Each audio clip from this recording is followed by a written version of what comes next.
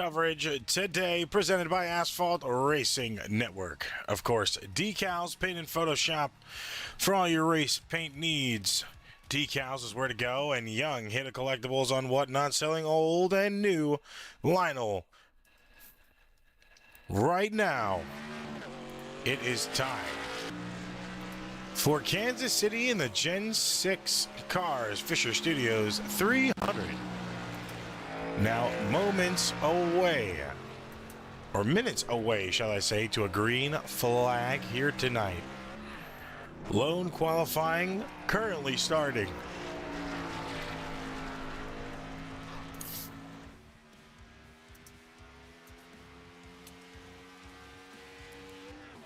Drivers getting out on the track right now with a lot of time left and only 2 laps to go ahead and get a good time in.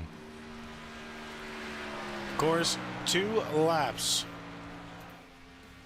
is all they're given here to set a good time down tonight. Of course, we are here in Kansas for the Fisher Studios 300. We have had 5 different winners in 5 different races so far. And will we see a possible another one here tonight? Of course, Tristan Pena took the first win of the season at Daytona 500. Mark Morton, his teammate, followed him up with race 2 at Atlanta. Nathan Hawks takes race 3 at Las Vegas. JJ Moore winning Phoenix. And Joseph Davis winning Bristol. Now on to week 6. Will we see a repeat winner? Or will we see someone whose name hasn't been called yet that will add it to that list?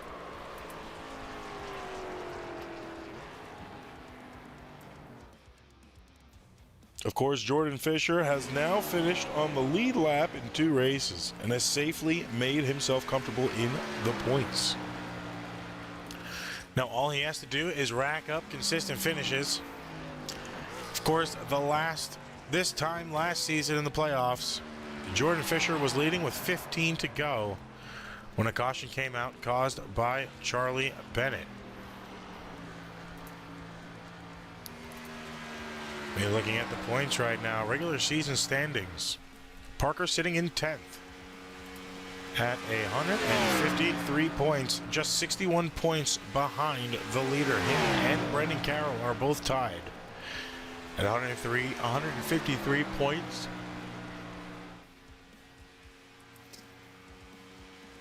You know, speaking about Charlie Bennett, is Charlie Bennett one you have to watch for now? Of course, you saw him last week give a crazy performance effort, trying to win the race and the stages. And, you know, over the course of this season so far, Bennett has pulled out all the stops as much as possible to kind of incentivize and, you know, increase his odds and chances at a possible win. So hopefully looking to add a little bit more on to his plate now this season.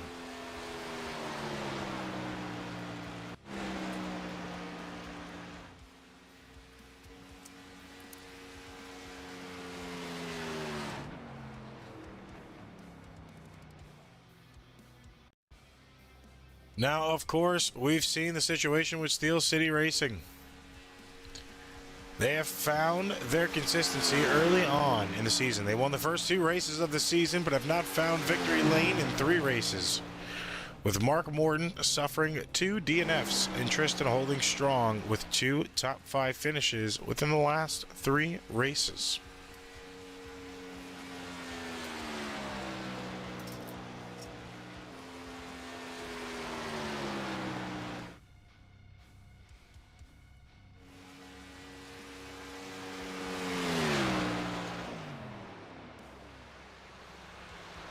Of course, as well, Nathan Hawk still not yet to be reinstated. NARAS officials are requiring him to undergo sensitivity training for his post-race comments after his win in Las Vegas. Some are saying he will have to go through an approval process throughout NARAS.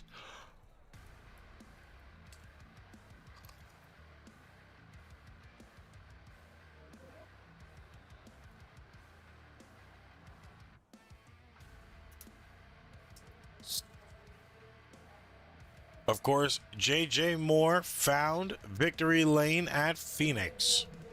Like we said not too long ago. But he is still looking to make a full championship run. The biggest question is, will he be able to find that success that he had last season? Last season, sweeping the Bristol race in the playoffs. Unfortunate situation is he was not able to sweep that race nor get the win. But of course, season still early for Moore.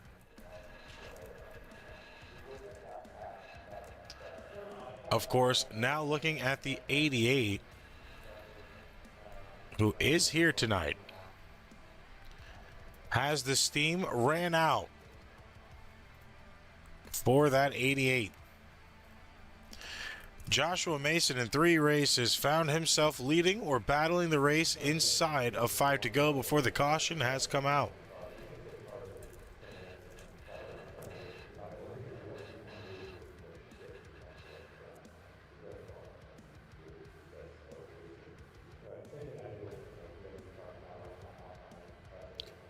Of course, drivers in warm-ups now. Of course, in their driver meeting, most likely. Why no one is on the track right now? Yes, they are. They are in the infield drivers meeting. So we'll drop a little bit of news on everybody. This is an announcement strictly made from NARAS officials regarding the 2027 formatting. NARAS will be moving on from its elimination system of the pass, and we will be moving on to the chase format of the past. The chase format was first introduced by NASCAR in the early 2000s, but reintroduced this year in 2026, which we will be implementing by NARAS next year in 2027 for Season 4. And of course, 110 horsepower, 110% horsepower is now a thing here.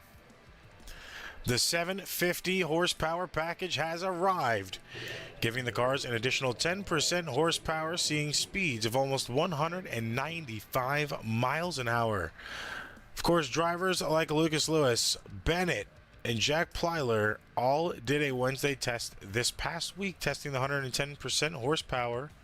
It has received a lot of mixed views. Some have liked it, some haven't. So, of course, this is still going to be tested per track on a weekly basis, and it will be kept up with. And hopefully, it will go better than what some of the drivers on the track are expecting it to be tonight.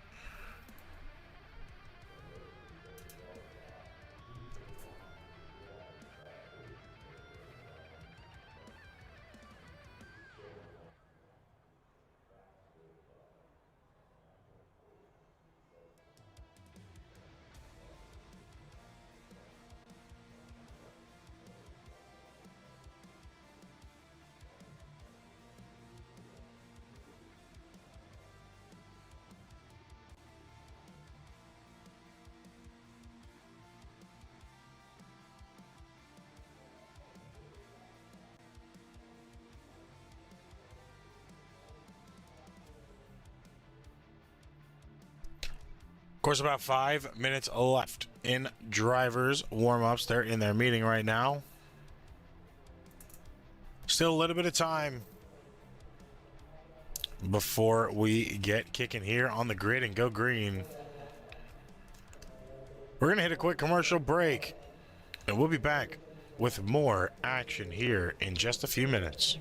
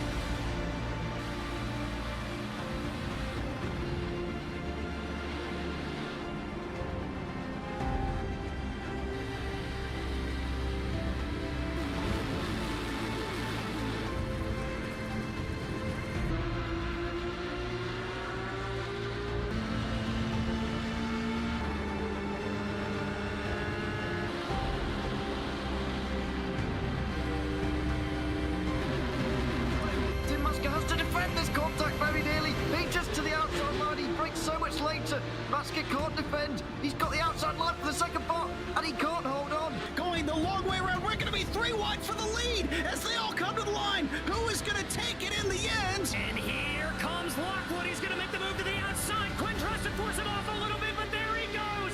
It's going to be side by side through turn 1. Will he be able to cover him off? He does. Weaving back to the left-hand side. Reynolds is trying everything. The kitchen sink is being thrown at it. They're leaning on each other. Coming into turn number 3. It's going to be a drag race through 3 and 4. Coming back to the line. Here comes Trish on the bottom. Bouchard's going to hold the inside. Tries to be the late breaker here. They're going to be side by side through the final chicane. They bang doors, but keep it clean. As they're still 4 wide on the run down into the back straightaway. Demerit's looking for a line as well. What is going on in Michigan?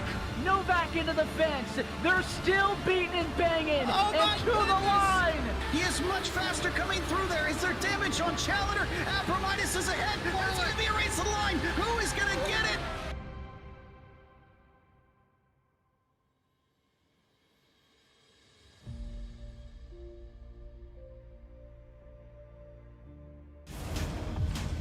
You got a great car, great team. We'll execute. Our time. We know what we got to do. Stay in the fight between the walls. Time to turn the intensity up. We'll fight till the end, no matter what happens. Good day to be in victory lane. Green flag is in the air. Driving with conviction. Side by side, hammer down. The interjection will count out anybody. Who wants it the most? We are eyes on the leader now. He is driving his guts out. Wheel to wheels, they come to the line. Victory this will be. Nobody wants it more than you. Next flag is going to end it. Does he have enough? A dominant performance. You gotta say no, baby. Let's go. Can you believe what you are seeing? Everybody pushing as hard as they can. Get it. One final You shot. gotta earn this thing right here to the end. It is all on the table. A total 500.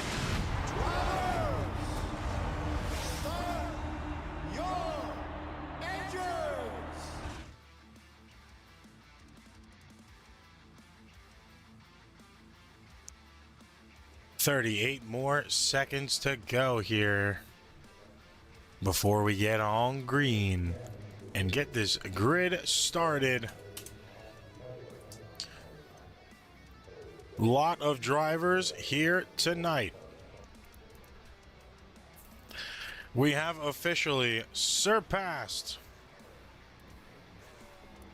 the attendance record with 31 cars in attendance tonight, breaking our record set from the Daytona 500 with 30 cars. So, of course, one extra car on the field tonight, but it does make a difference.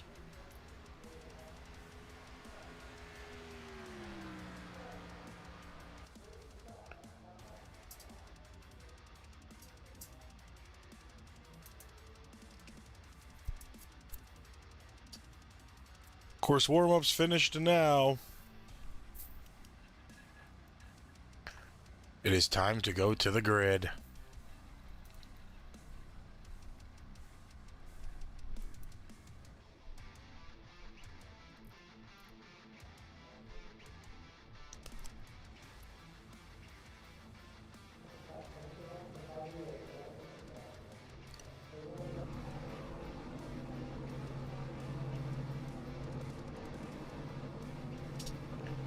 There you see all the cars on the grid. J.J. Moore taking the pole position today.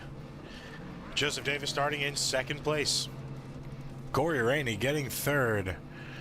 With Peter Hoppy in fourth. Ryan Rose rounding out your top five. Tyler Barnett in sixth. Riley Bennett in seventh. Josh Mason in eighth. Tristan Pena in ninth. And Charlie Bennett rounding out your top 10. Dylan Barros outside the top 10 in 11th. Owen Lax in 12th. Jeffrey Bourne in 13th.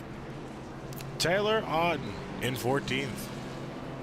With Kyle Sims in 15th and Jordan Parker and Fisher, in 16th. 17th place is going to go to Aaron Wright. Lucas Lewis in 18th place. Stephen Hayes in 19th with DJ Vincent rounding out your top 20 drivers. Josh Ryder is going to claim the 21st position today with Brendan Carroll in 22nd. Weiler in 23rd, Coulson in 24th. Mark Randall Jr. in 25th place with Joshua Hahn in 26th. And of course we have Mark Morton in 27th. Wyatt Post in 28th. Thomas Adams in 29th. And Isaiah Fox rounding out 30th and 31st.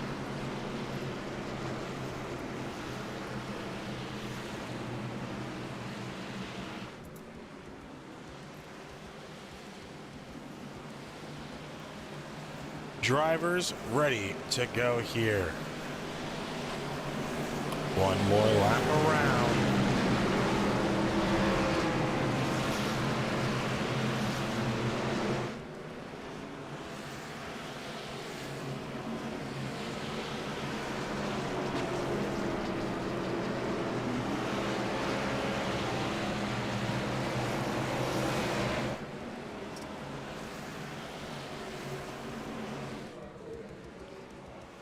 Leaders ready to go.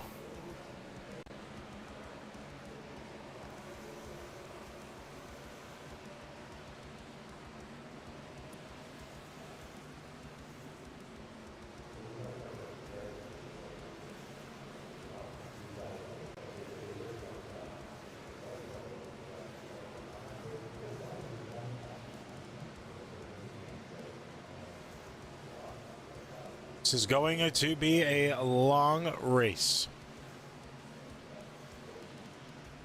200 laps, 60 for stage 1 and 2.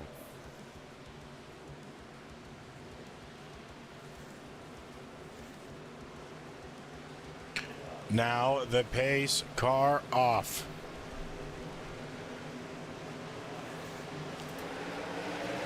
Green flag out now for J.J. Moore, and we are officially green here. First laps of Kansas for the Fisher Studios 300 now starting.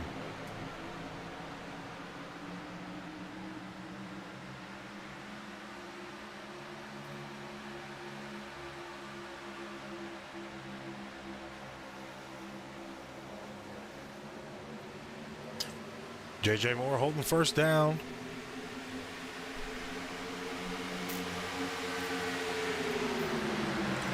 Boy Rainey in second place right now.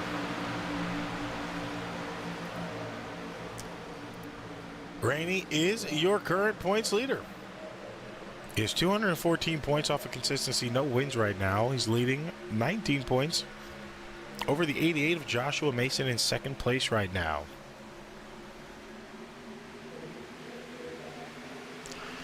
Now Rainey going to go ahead and jump for the lead pretty early on here.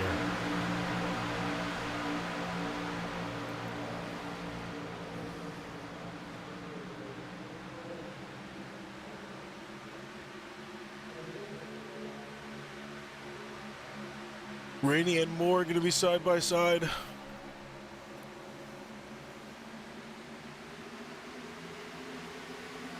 Rainey had it for a bit. Moore going to be able to claim it back.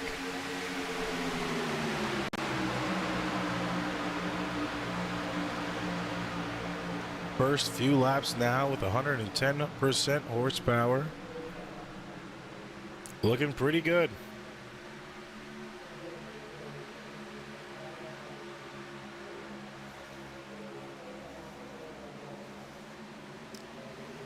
Drivers right now hitting top speeds of about 199 in 7th place. Dylan Barris. 210 for Mason. 200 for Barnett and Aaron Wright.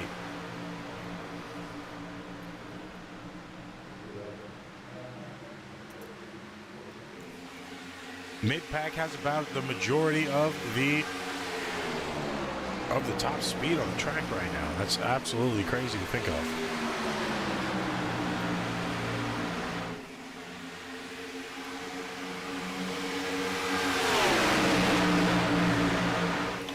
Moore and Rainey still fighting for the lead. Now here comes Rose and Davis behind.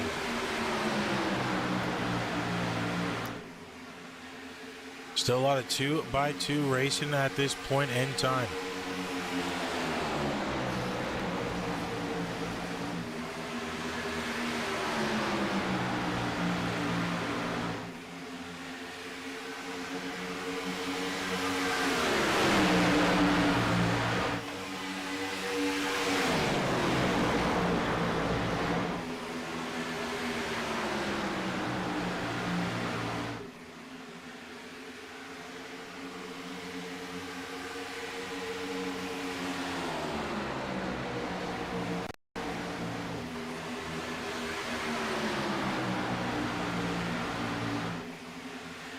Fantastic racing early on for J.J. Moore and Rainey up here. Ryan Rose going to be able to pass for second place right now.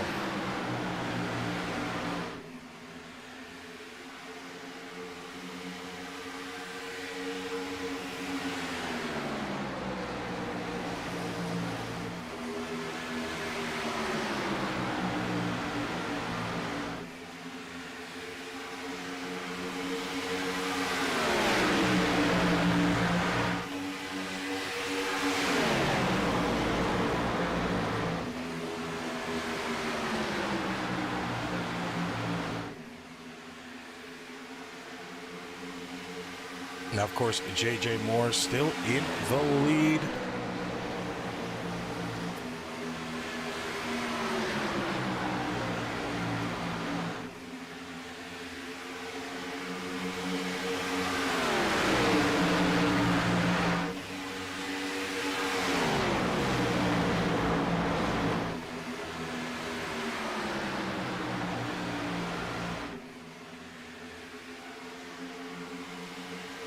Right now, looking at pretty good. Ryan Rose currently in second place. Joseph Davis in third. Corey Rainey now in fourth with Riley Bennett rounding out your top five.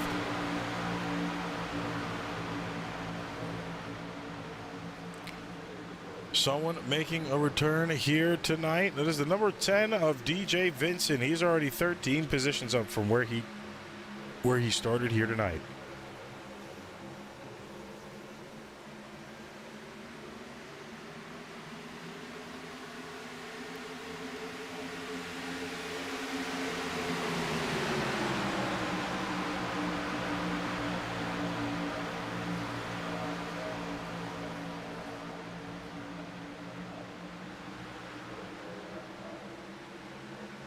Now Vincent currently sitting in about 7th place.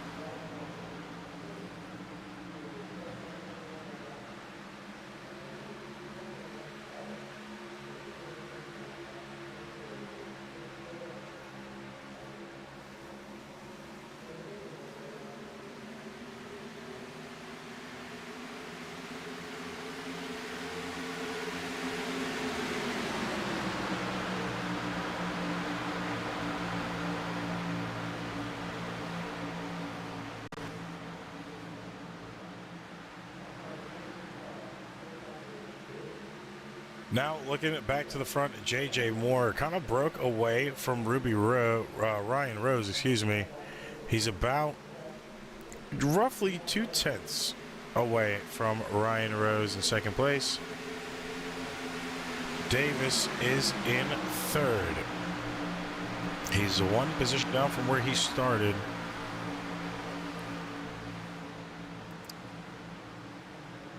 Riley Bennett in fourth as Rainey now down to 5th place. Looking back to 9th right now, Owen Lax in the 40. He's up 3 positions from where he started. Of course, still has a lot of racing left to go as we are on lap 16 now out of 60. Tristan Payne is sitting just in front in 8th.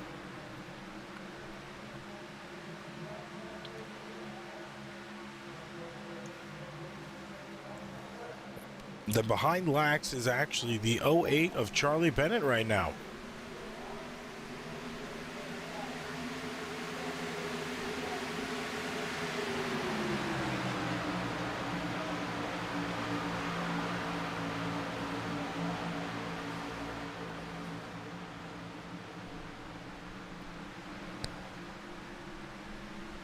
Joshua Mason just outside of the top 10, sitting in 11th place, 3 positions back from where he gridded.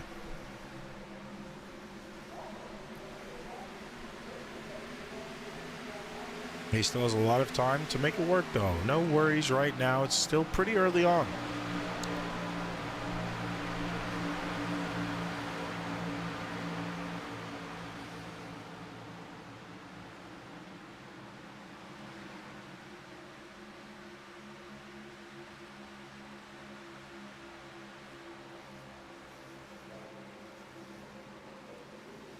Of course, lap 18 out of 60. Ooh, a little bit of a wall kiss there from the 5 of J.J. Moore. Not really going to cost him any time. To Rose. Rose now 1.2 seconds back.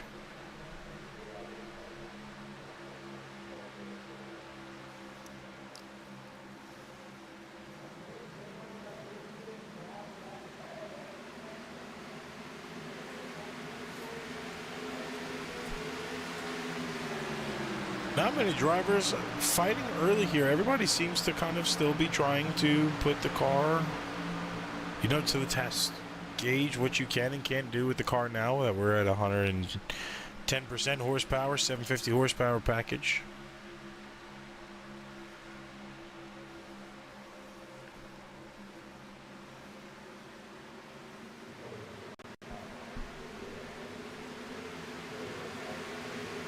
More contact to the wall. JJ running away with it right now, and caution out.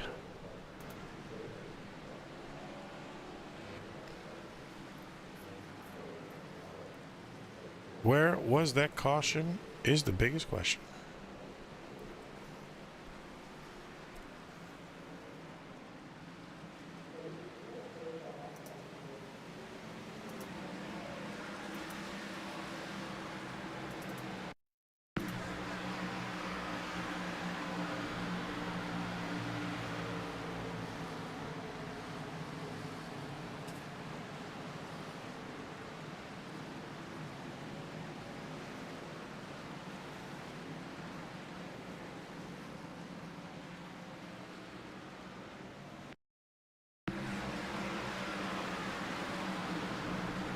And there it is.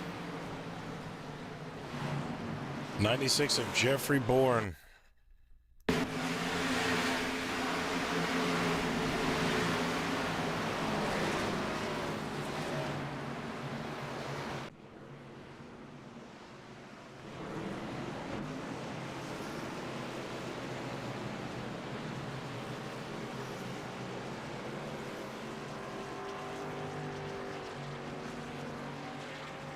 Hopefully car not too damaged. You should be able to go in, get some gas, maybe some tires, come back out. That is what you would call the perfect plan. The question of, is he actually good? We will have to decipher that in just a few minutes. Might have more damage under the hood, or of course in the wheel wells, that, you know, than what is actually being seen on the car. That does happen a lot. I feel like with him taking that hit as head on to the wall as possible, he shouldn't have too much time, other than, you know, some of the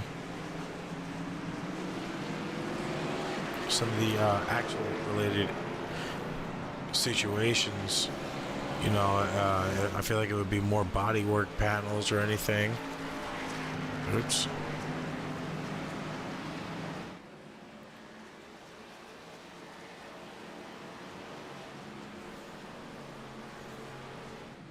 Of course, he is still in pitch right now.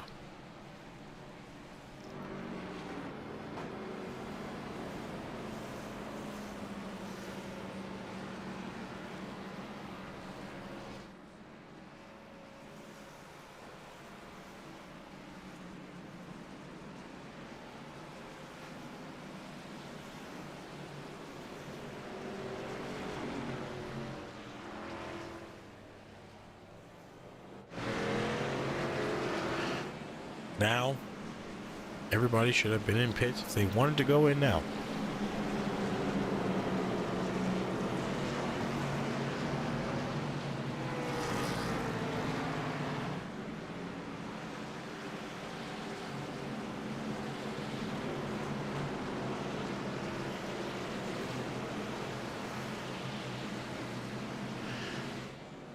Now drivers are patiently awaiting that green flag.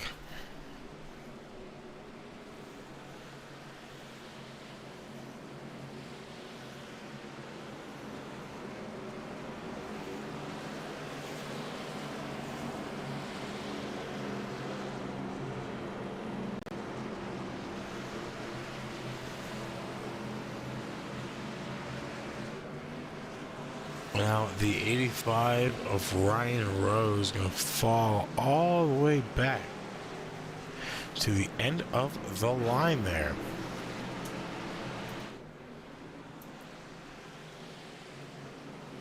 Which means Riley Bennett and Tristan Pena will be line one.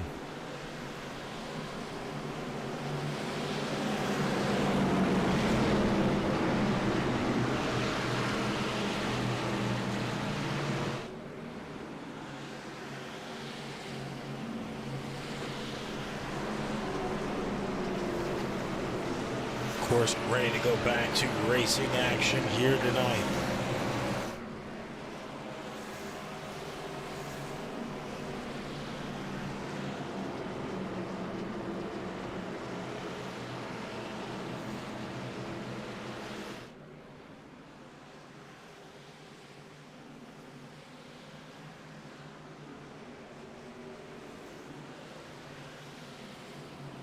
Of course, drivers ready to go back now. Who is going to be able to get the lead and prevail is going to be the biggest question early on here tonight. Of course, we haven't seen much of anybody really pulling away, but of course, it's still pretty early. Even when JJ was leading the front of the pack, he only put a 2-second distance on within those 20 laps. So it did take a lot of time for him to be able to do so as well. So it seems like with the 110 package, it's going to be a little bit difficult for some of these drivers to do what they do best. Now, next time by, it seems we were delayed just a little bit longer. We should have a green flag, and we'll go back to the race.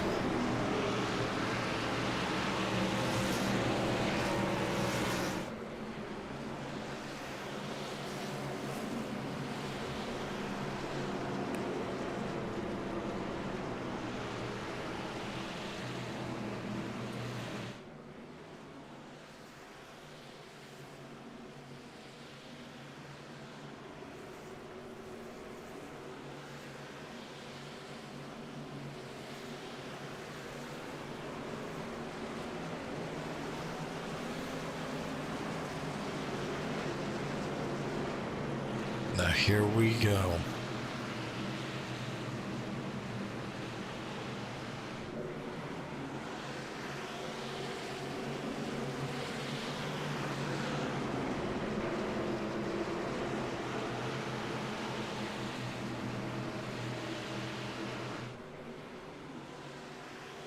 Here we go.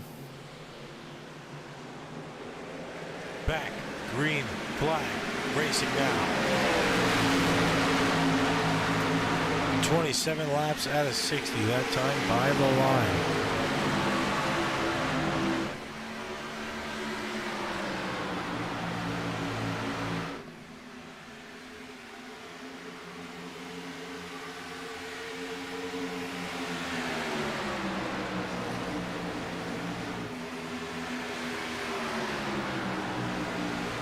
I mean, drivers looking pretty good in the front end of the field. Riley Bennett leading the pack right now.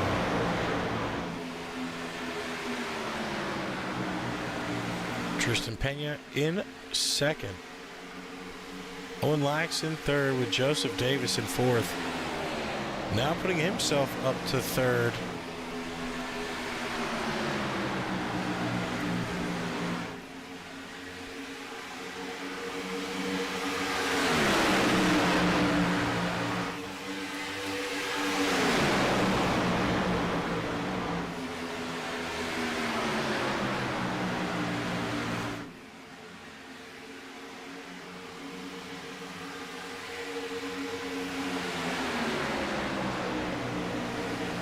course, Tristan Pena working his way up to the front right now.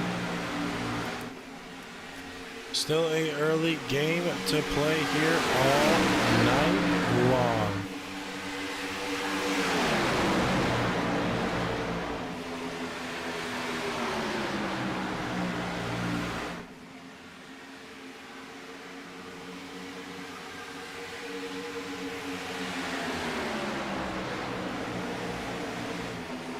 Now Riley to Bennett. Doing a pretty good job holding off Pena in second place right now.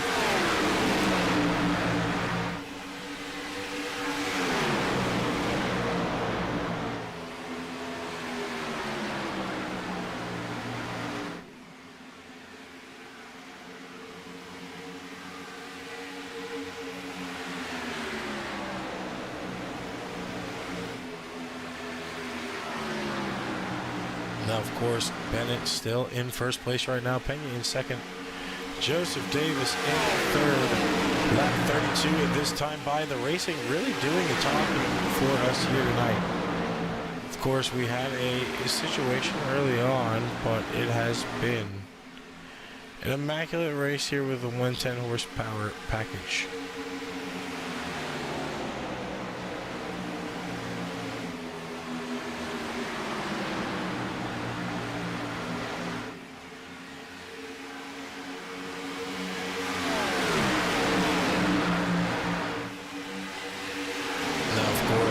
Still holding on strong to the lead. Joseph Davis in second now.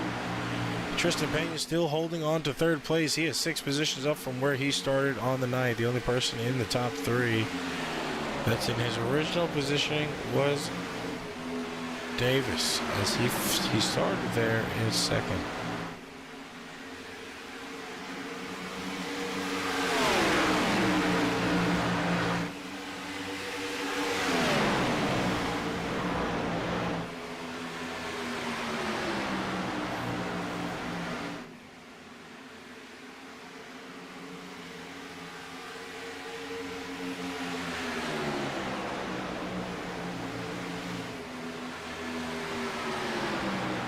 Of course, looking pretty good right now. Like we said, not much shakeup going on in the front of the field. Owen Lax now up to 4th place. Aaron Wright just made that advancement on the high side to put himself in 4th. Tyler Barnett now in 6th place.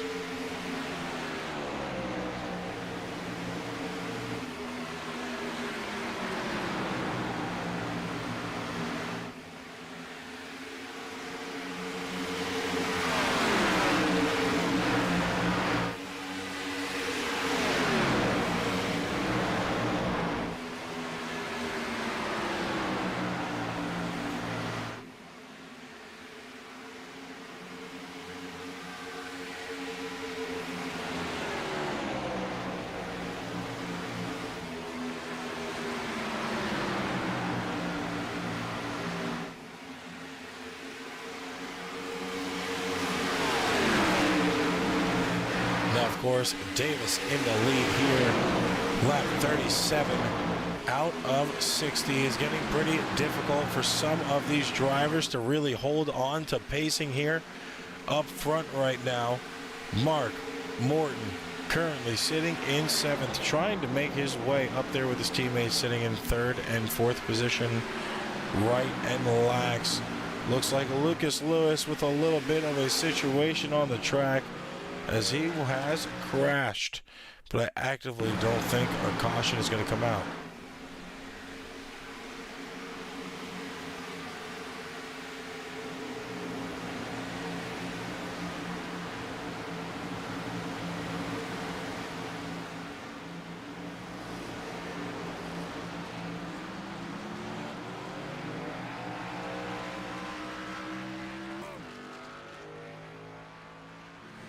Now, of course, with this caution out, it is going to shake. Oh, excuse me.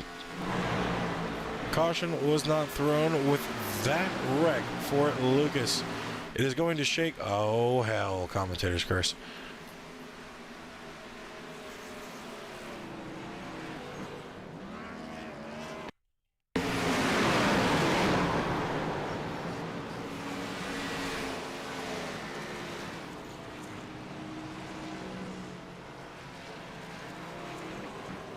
Now, of course, Lucas Lewis and Taylor Auden going to be at the back of the field now, as that wreck has definitely hurt both of their odds and chances as of right now to really kind of keep weaseling themselves up in points for this race. So now pits are going to be open. They're going to have to re-rack it and try it again.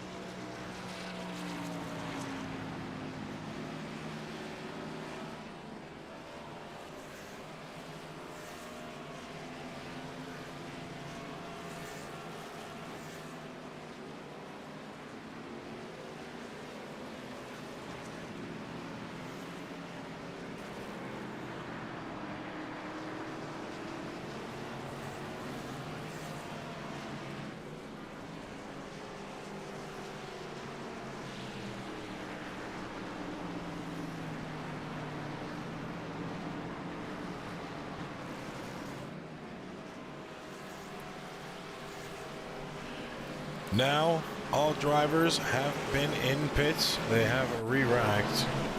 And Aaron Wright is going to be your leader.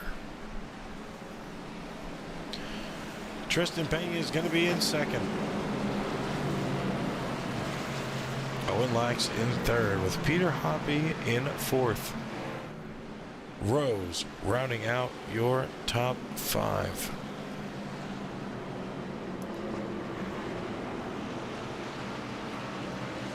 No, Rose going to the rear of the field.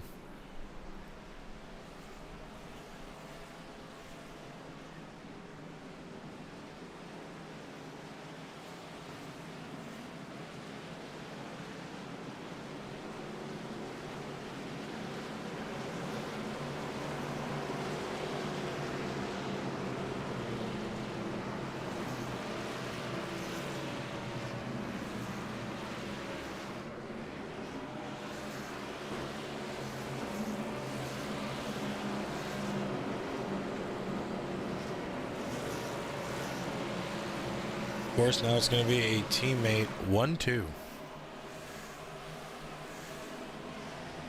How will this restart work for them?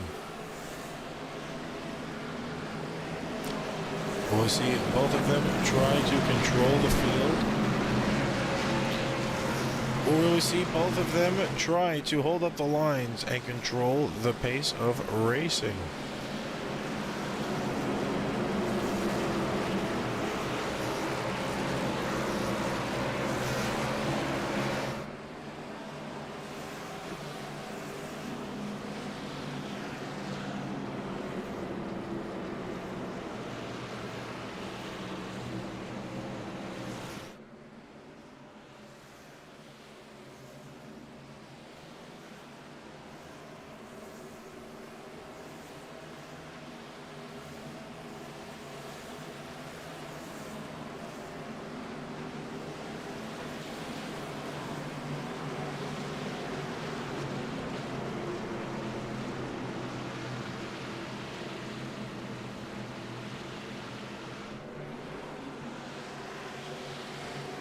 Now, of course, they have been re-racked, ready to go.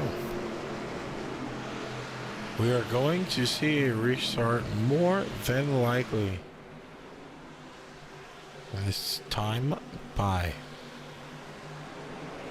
Now green in the restart zone for the leader. This is the biggest question, folks.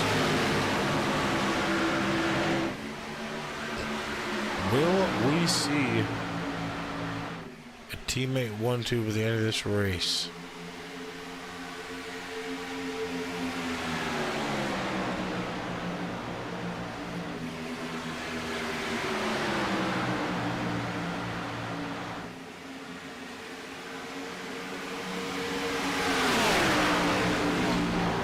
Now another caution back out here again tonight. Kyle Sims went off track that time, but it also looks like this is coming from Wyatt Post and Corey Rainey.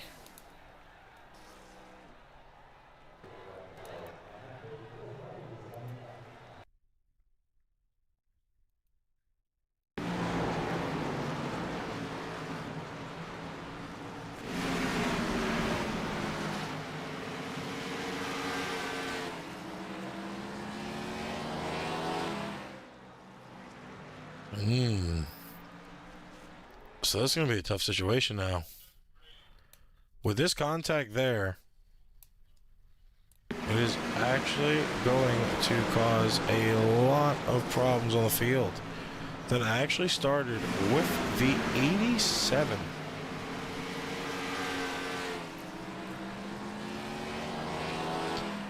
Then it washed up Wyatt Post and sent him right into the 4 of Corey Rainey.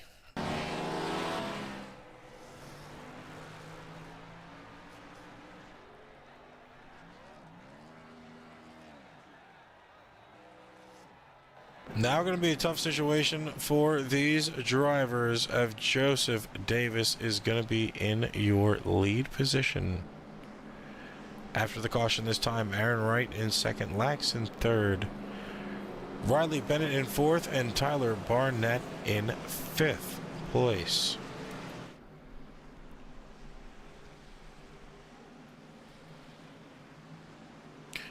You know, seems so far so good when it comes down to the 110 horsepower package. Seems like the 750 itself isn't causing many wrecks. It's just people driving that are causing those situations.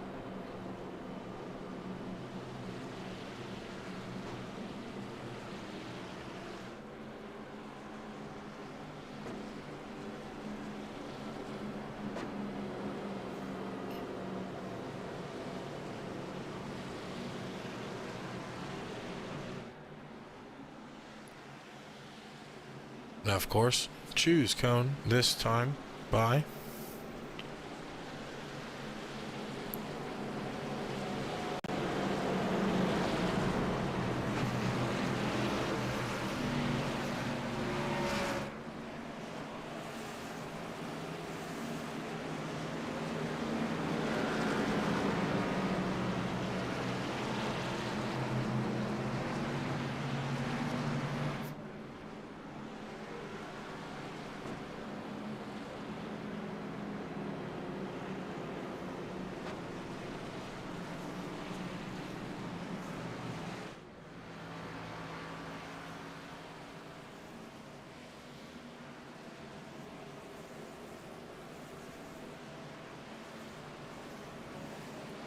now, of course, Joseph Davis going to be in your lead position, going back to a choose cone this time by Aaron Wright sitting in second, Owen Lax in third, and we should finally have my partner joining us soon momentarily. He had some situations where he had to leave the track helping some family out, but is on his way back to the track now.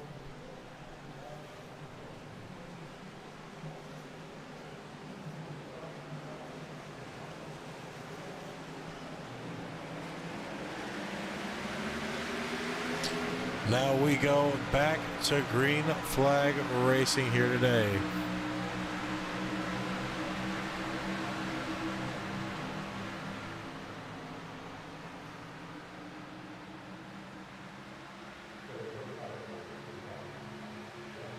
Now Davis really pulled away as we have about 13 left to go here in stage 1. Racing doing a lot of the talking here today.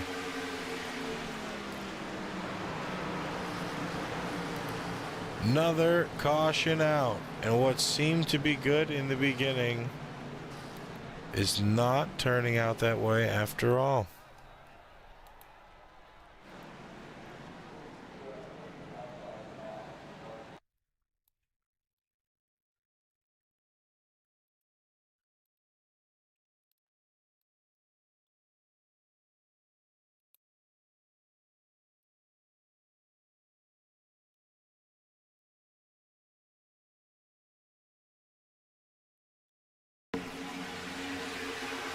Trying to source the wreck as it seemed like it came from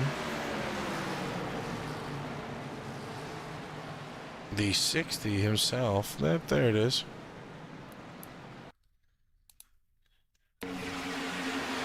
'60 on the 40 made slight contact, spun the 60 around.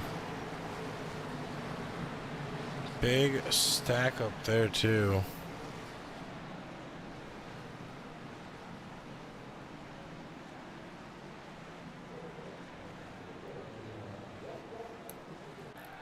So of course Aaron spinning out that time, pulling the caution out.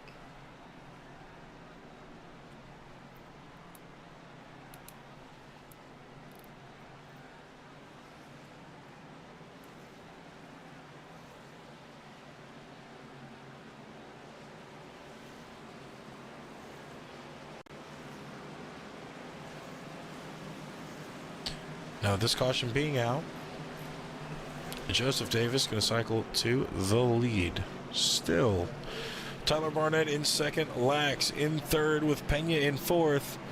Hoppy rounding out your top 5 at this point in time. We are well under about 10 laps to go for stage 1.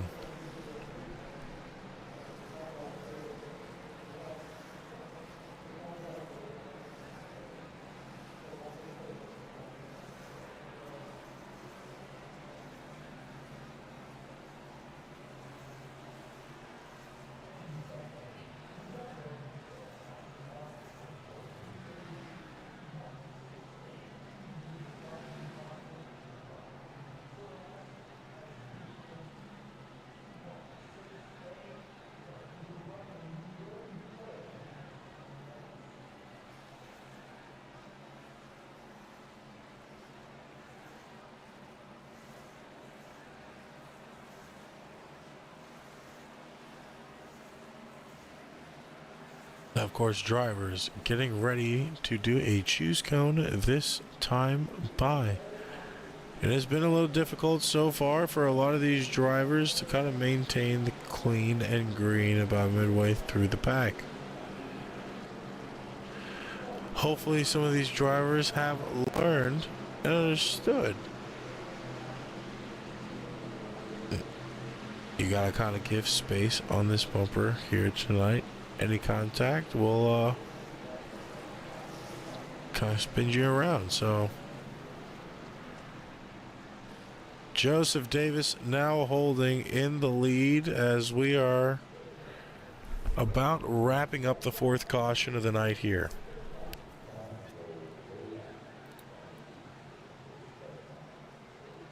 I know drivers trying to keep it as clean as possible. Of course, mistakes happen, things happen, you can't control everything.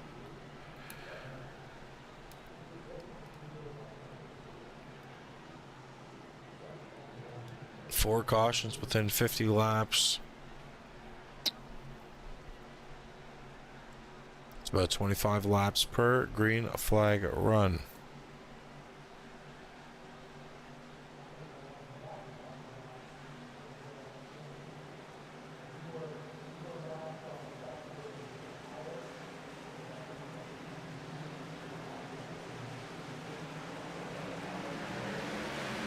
Green flag now. Out now.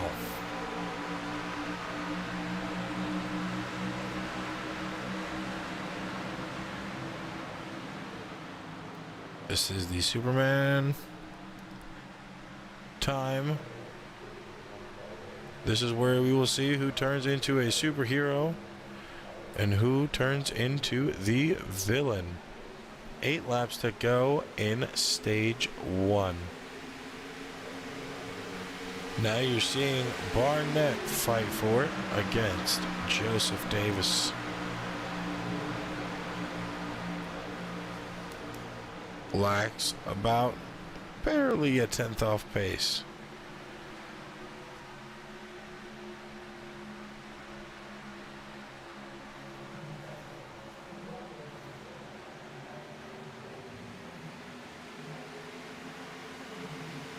Now they're going 3 wide here. Insane run for 4th place.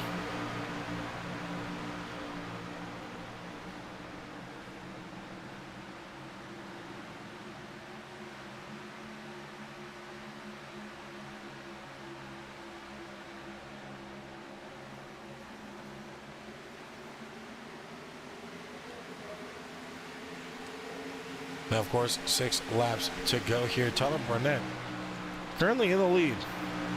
Looking at laps led. Barnett has only led 1. Davis leading a whopping total of 16. Mason not leading a lap so far tonight.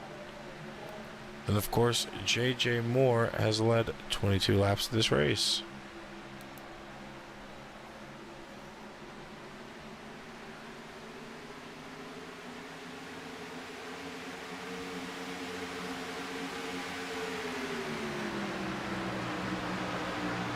Now, of course, 4 more laps to go.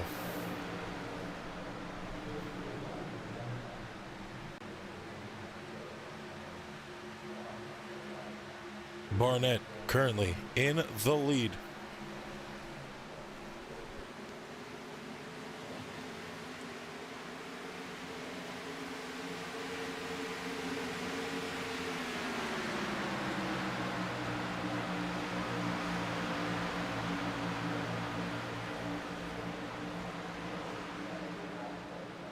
Barnett has Davis not too far behind.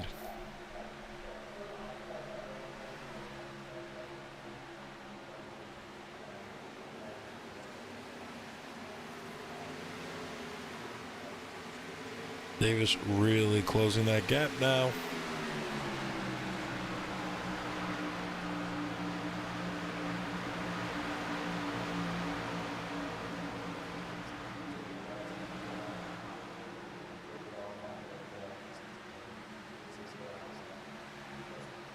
Two to go for Tyler Barnett now in the 78. Davis still there trying to make a pass on the outside now. Hits the wall again and scrubs too much time away.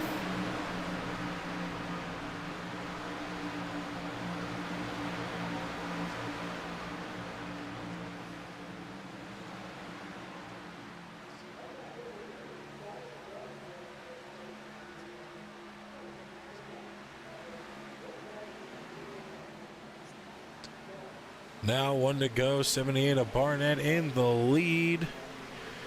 J.J. Moore a close finish, but not able to get it. Tyler Barnett takes away stage 1 win. Of course, it's time for drivers to go in pits. We're going to hit that commercial break and we'll be back with more action. Don't go anywhere.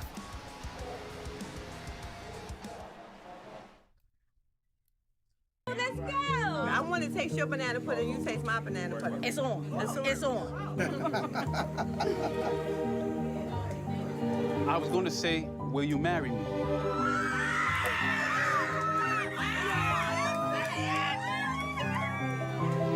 Is my makeup messy? Yes, it's messy.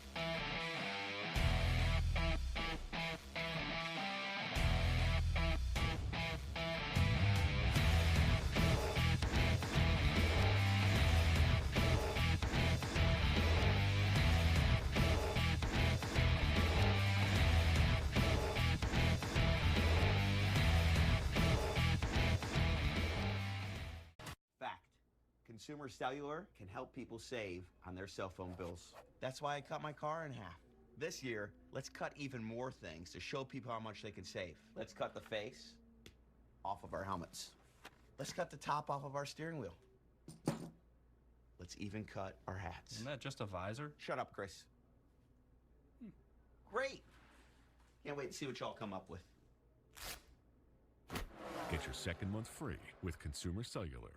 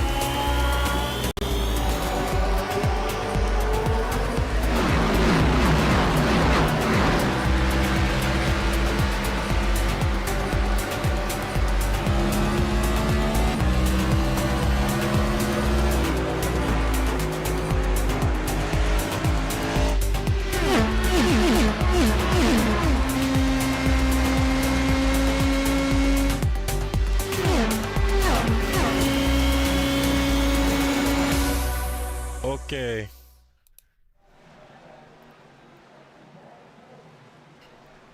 Welcome back to the race. We are starting stage 2 here. Sorry for my absence there, folks. I had some business to attend to, but I am back to help out Tyler here as the pace car is off. Oh, brother, you were stealing a catalytic converter in the parking lot. Don't lie. Got to get a little bit of work done when you can. Green flag back out now to start stage 2. You know, a lot of things we haven't talked about, man. In the last 2 races, up, caution, back out. Well, we're gonna hold off on that. Oh, Lucas Lewis, not again. Lucas Lewis, for the second time today, has found himself up the creek without a paddle.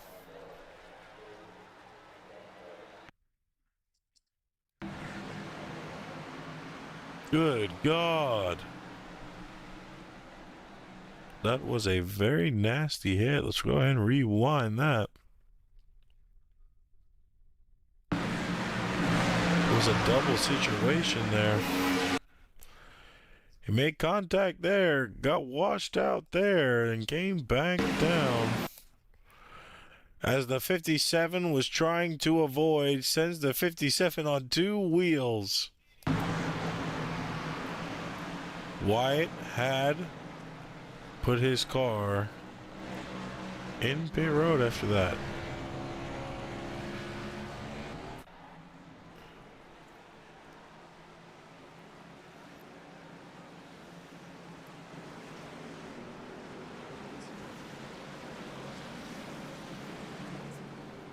Now, of course, 6 caution here early tonight, only lap 66.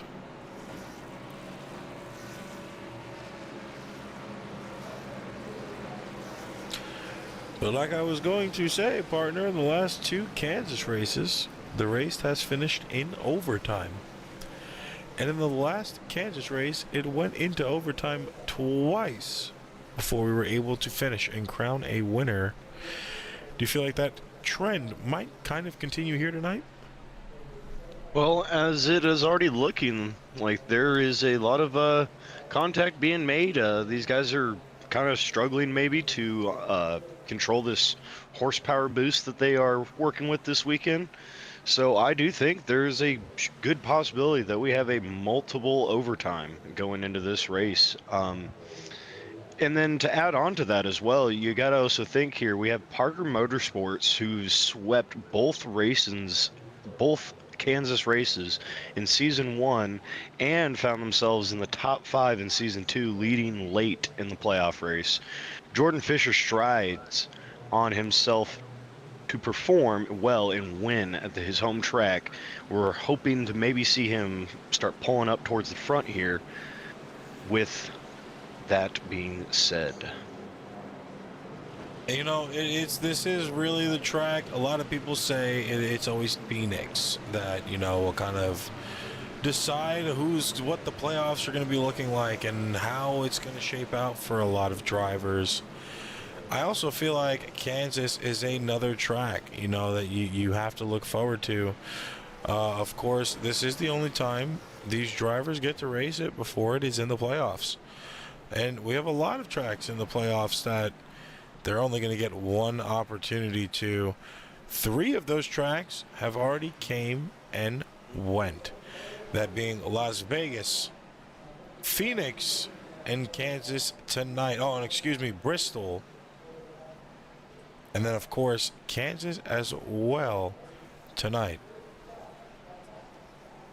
So 4 tracks already taken off the beating path where you won't see them until the round of 16, the round of 12, and the round of 8, all starting in about October, the bitter end of this year, before we go on to our last race at Homestead on the 19th of December. So, of course, that first calendar season for NARAS taking effect now. And, of course, due to the back-to-back wrecks, they are starting single file. So now it's going to be a little bit more difficult to have to make your way through the field, starting, of course, at single file.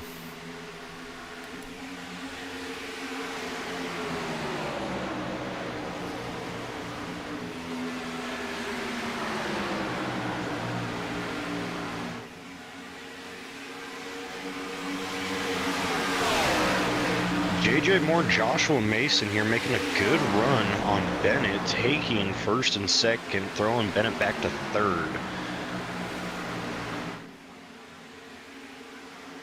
You know, JJ Moore right now kind of needs that redemption. He's led 23 laps of the race so far.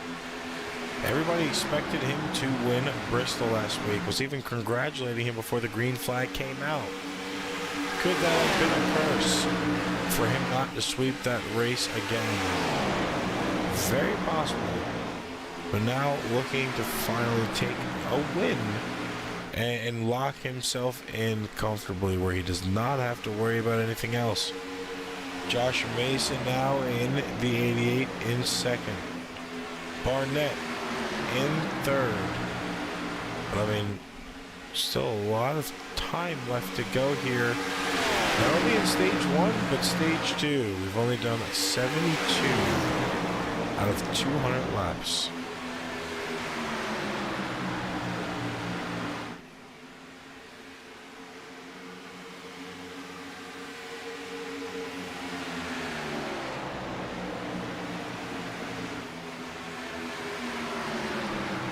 Now, of course, Moore still holding the lead. Mason in second. Mark Morton up in third now. Holding the fort down for Steel City. 24 positions up from where he gridded. And now it's really time to make something shake for him as he goes 3 wide that time.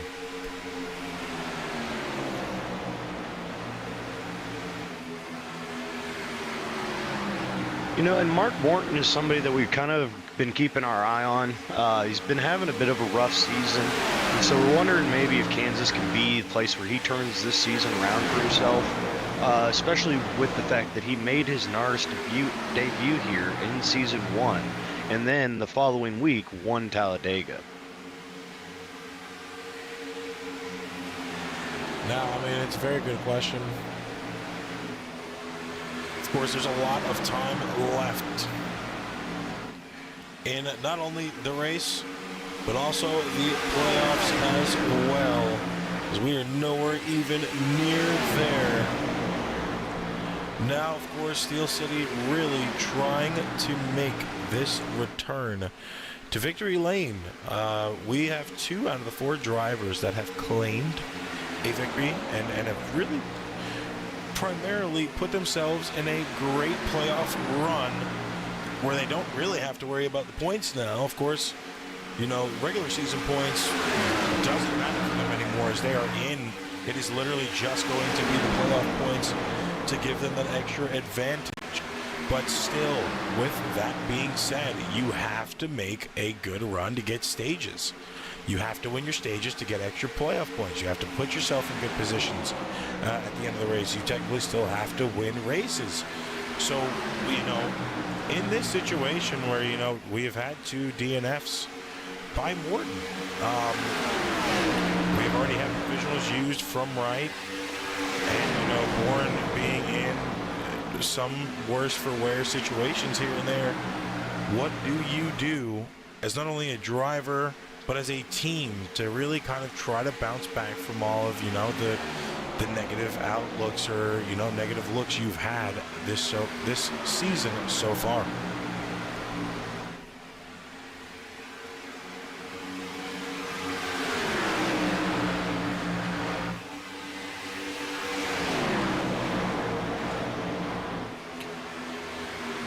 Lap 18 out of 60 in stage 2. This has been a really good race so far for all of our green laps. Morton has it honed in to the bumper of J.J. Moore, the 5 machine. And it seems like Morton's not going to go anywhere unless it's in front. Does not seem to be trying to slow down or pace himself at all. It seems like he has the pace right now that he has been looking for, and is trying to at least get this lead early on, possibly get a few bonus points for the lead.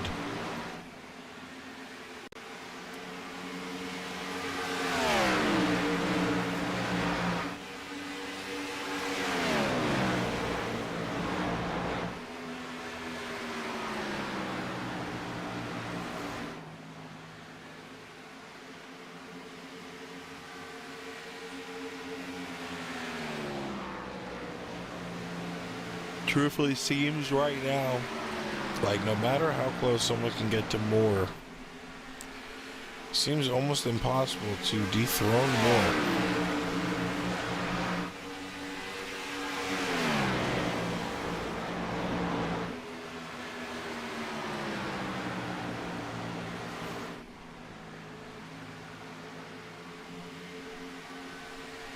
Of course, some really good racing from our top 5 right now. We're still following the leader, and Morton, who is driving for 2nd place.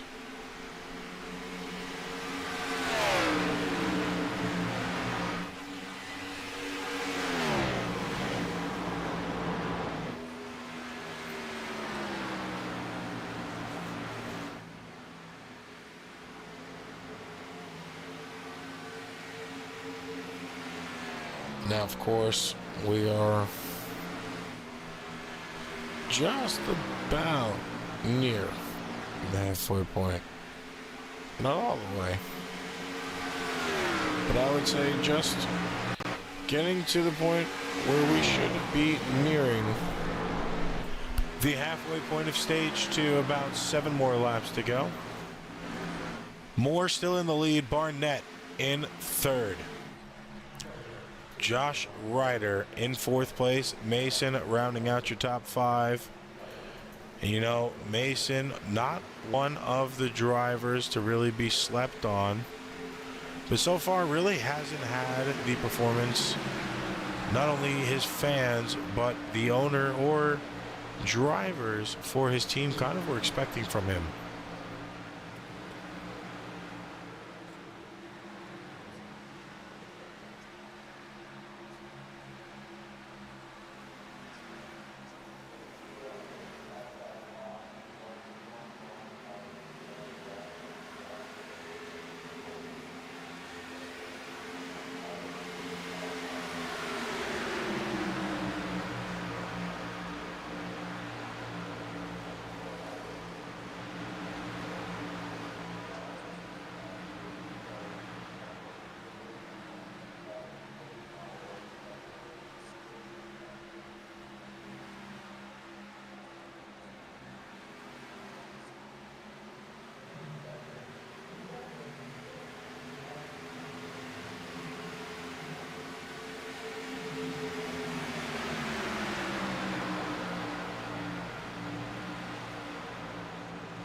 Race shaking up with this pack right here. Not many people making moves. Mason up to 4th now.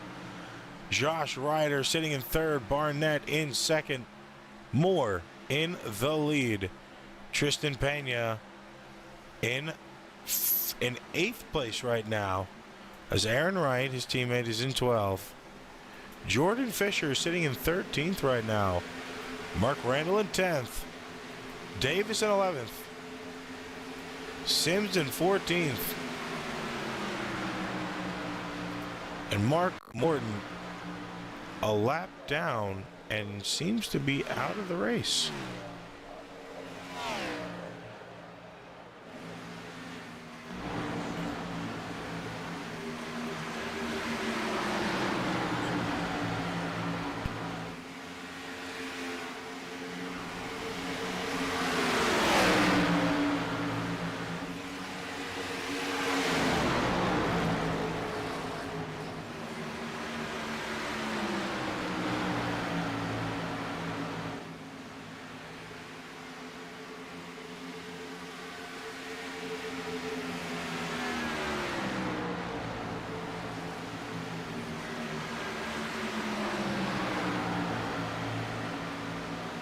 JJ Moore really starting to run away with it here right now. He's got almost a 2.5-second lead on Tyler Barnett in 2nd place right now.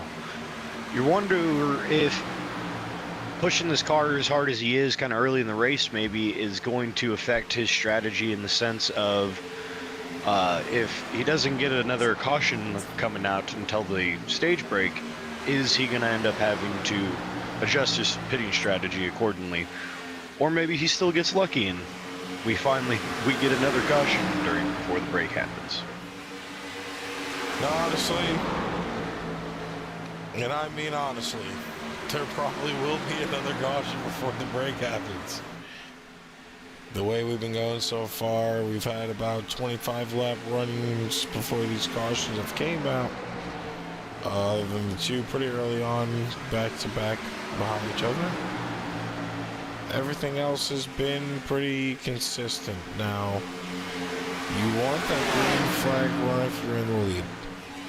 It kind of pisses you off when it comes out when you've had this strategy to do this specific thing on mind, and you come to find out it's working, and now you got to pit and get everybody else's strategy kind of all together. So JJ at this point in time shouldn't have much to worry about, I would say, tire-wise. Kansas and Vegas are kind of similar on tracks. They will eat tires, but really depends on how you drive the car. 750 horsepower package, that's going to add a little bit of wear, but the way JJ drives, I don't think he should have to deal with that issue too much. But it's still something we're going to have to keep an eye on.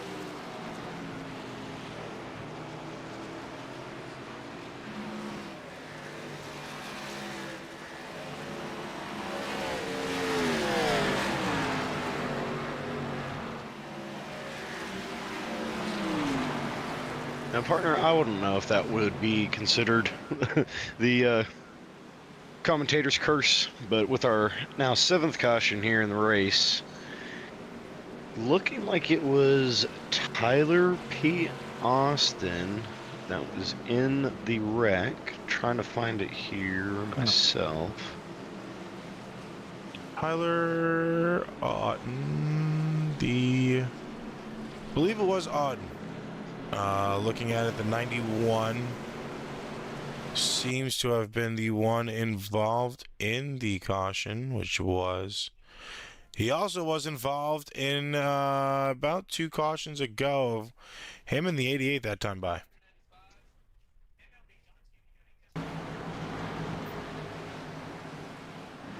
Him and Josh Mason. I want to go back a little bit further. So they were fighting pretty aggressive there going to the line. Exiting that trial, but going into turn 1 is kind of what did it. 91 and the 88 just caught each other at the wrong place at the right time.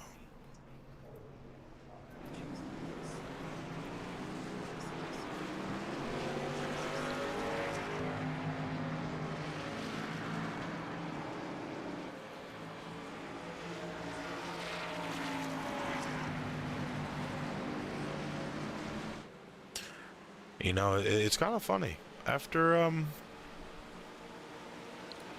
what we saw last night at Kansas between, you know, Jordan Fisher and Lucas Lewis, I would have expected a little bit more between both those drivers tonight compared to who we have seen wreck.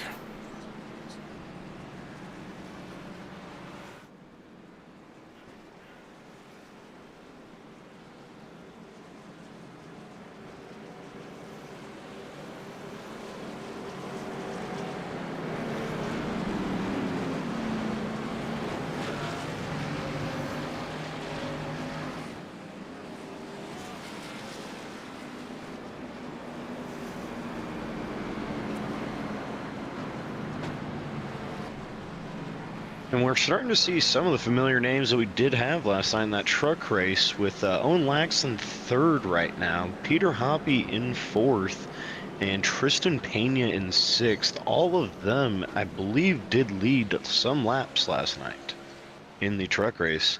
So you wonder if that little bit of practice at the track with the trucks kind of gave them a little bit of experience or strategy on how they wanted to go about it today with the Cup cars, and possibly leading to their current success. I mean, very well could be. It's going to take some time with the Cup cars to kind of get these down now that we're at a 750 package. I feel like in general we've seen a lot of struggle here tonight. Not with the 750. I think it's just a lot of guys that didn't have the speed now having the speed, trying to navigate around traffic they would not have been able to get to if we were, you know, minus 10% down horsepower.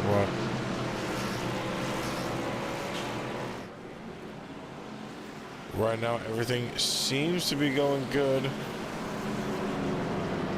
other than the caution count right now.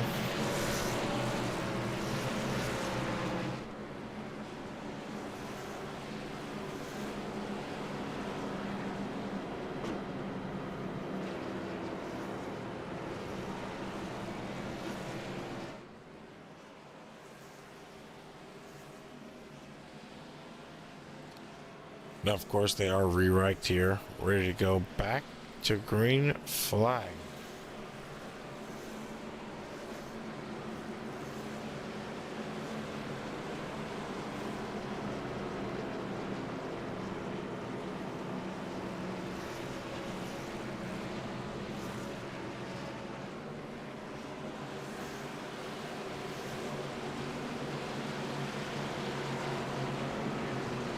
Now, the way we're looking, we are about ready to get back to green flag as the pace car is off. JJ Moore still in the lead.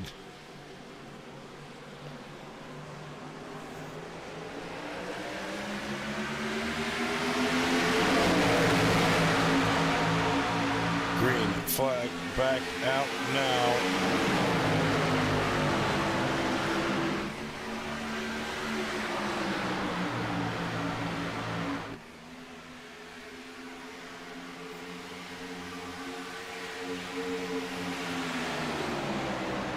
Now looking at JJ Moore. once again leading the race pretty comfortably, like he has been all night. Now, of course, not the race. Well, not the race that he expected compared to where he was in practice.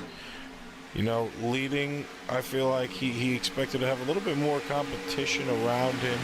I'm not saying that the drivers around him aren't competitive, but I feel like he expected a lot more drivers at his door or his bumper pretty early on. And that's not happening about until the late stages of the race.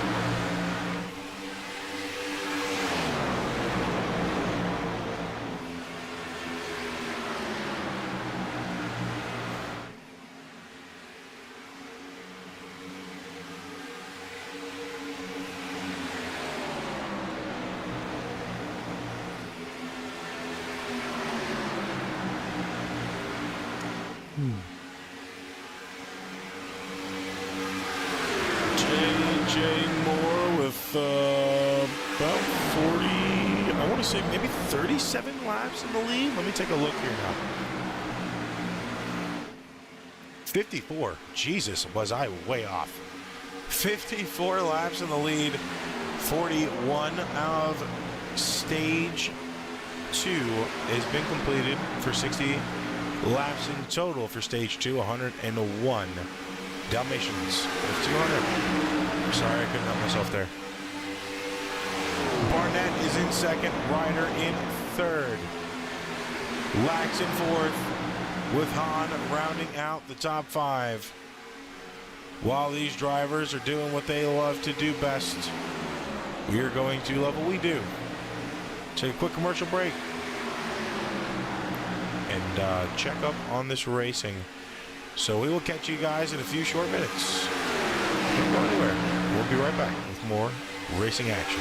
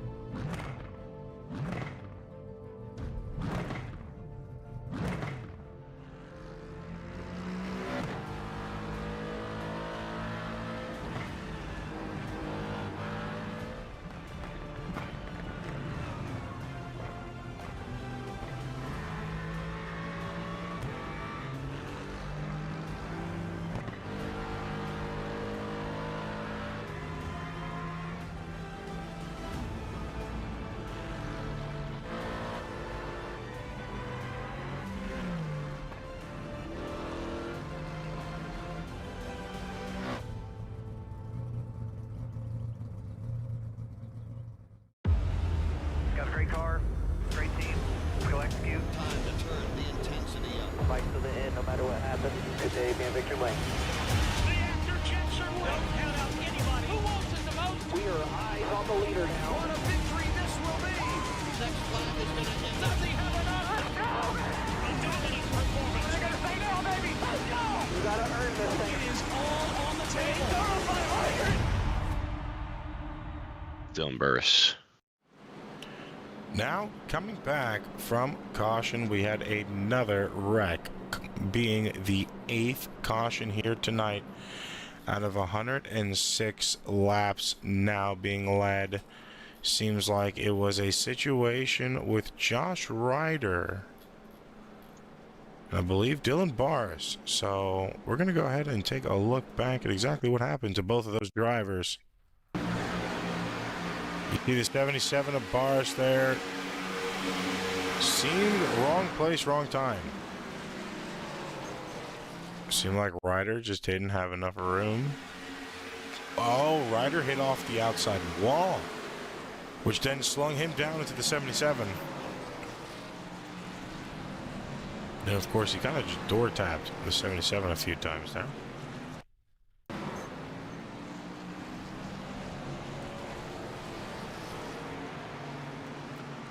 And then Josh Ryder just parked it on the front stretch and towed it all the way back to pit lane. So kind of a confusing, questionable move there for him. You know, if you had nothing to lose for, why would you tow it? But also might be something with the car. He just doesn't like how it feels. You know, he didn't get enough practice. He wasn't equipped enough for this. You know, there's a lot of variables that could be.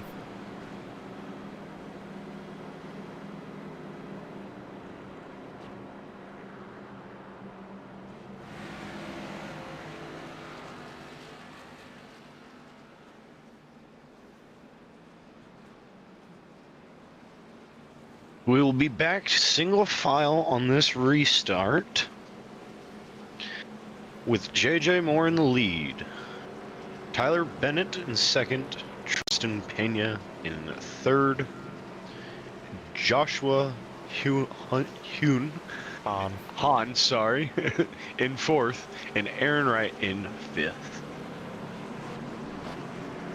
Now, of course, two Steel City drivers up there in the front. Parker Motorsports holding the lead down pretty strong right now. Titan Motorsports, Josh Ryder and Stephen Hayes. Both a lap down right now. And of course, RVR does not have Corey Rainey right now. Rainey was out earlier on the night. We have the 10 of DJ Vincent, who was a lap down right now. We also have Marco Randall Jr. The 00, who is a lap down right now. Running that Bubba Wallace WrestleMania scheme for all our wrestling fans. You missed it. It is over by now. And don't watch the replay either. Just stay here and watching us. 11 to go in stage 2. Biggest question is who's going to watch stage 2? Oh, I could so be that person and just spoil a match right now. Partner, let's not do that. I mean, half the people don't even watch it. Okay.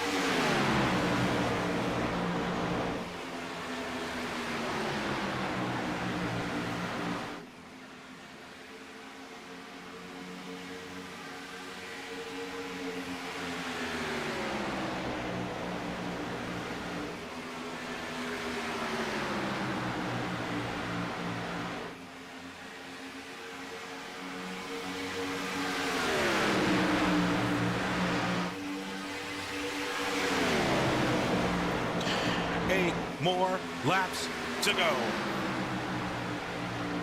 The 40 of lax is burning and turning up to Moore. Moore looked like there was a late block there. that almost was lethal, as that could have caused an accident.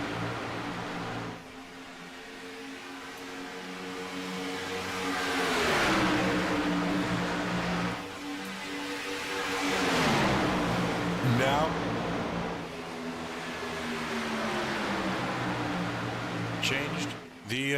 changed my mic output. Now more having to block not only one lane, but both lanes to keep everything working in his favor. And the biggest question is, can he do it right now? More down 2 positions. Lax up 2.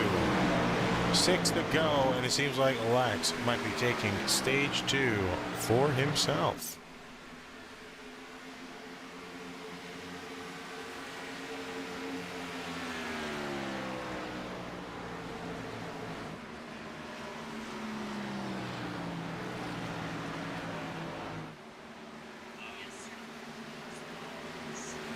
And Parker, it looks like we got another caution just before the stage break here.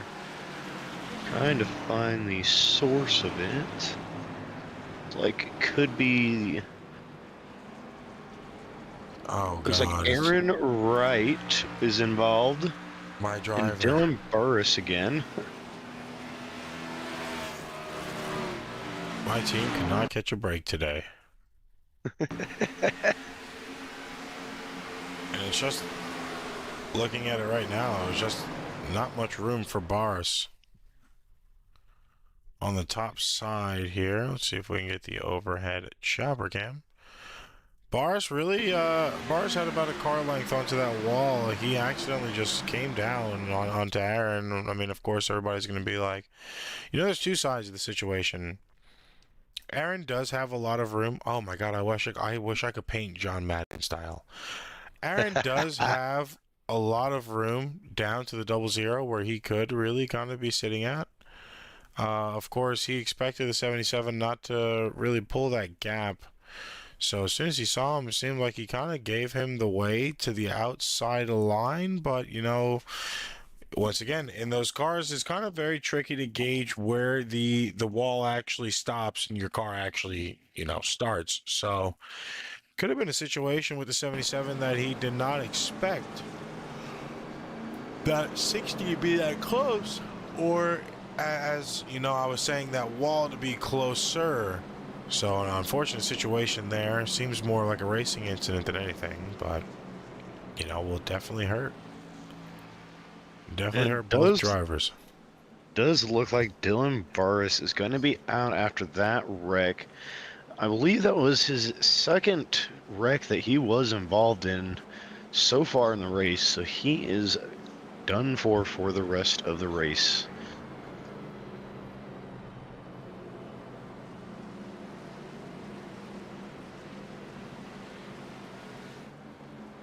And we got a lot of drivers out. Ryder out. Auden, Morton, Colson, Rose, Post, Rainey. Box never touching the track tonight. A lot of drivers already here. 750 horse package already being unforgiving.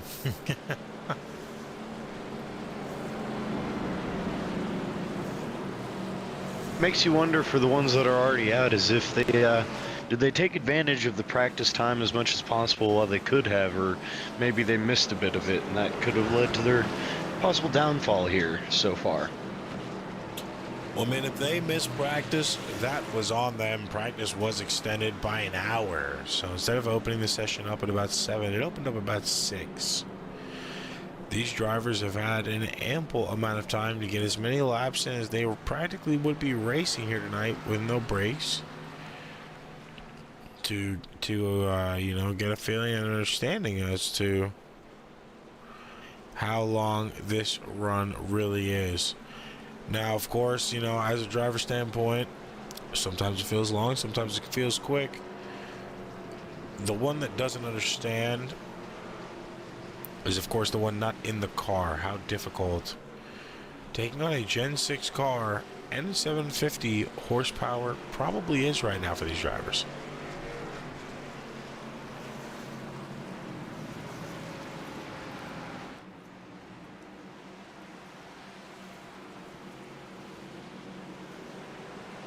Single file restart now. Green, white checker for stage 2.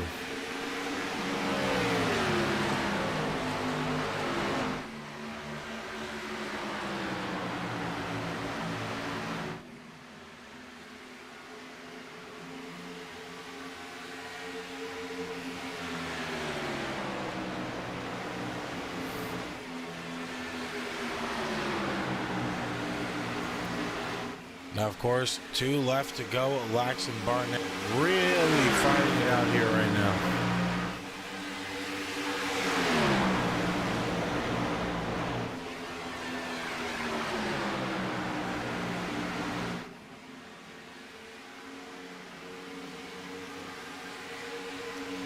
And of course, Lax in the lead, 1 to go here. Barnett seems like he has what it takes, just not all the way.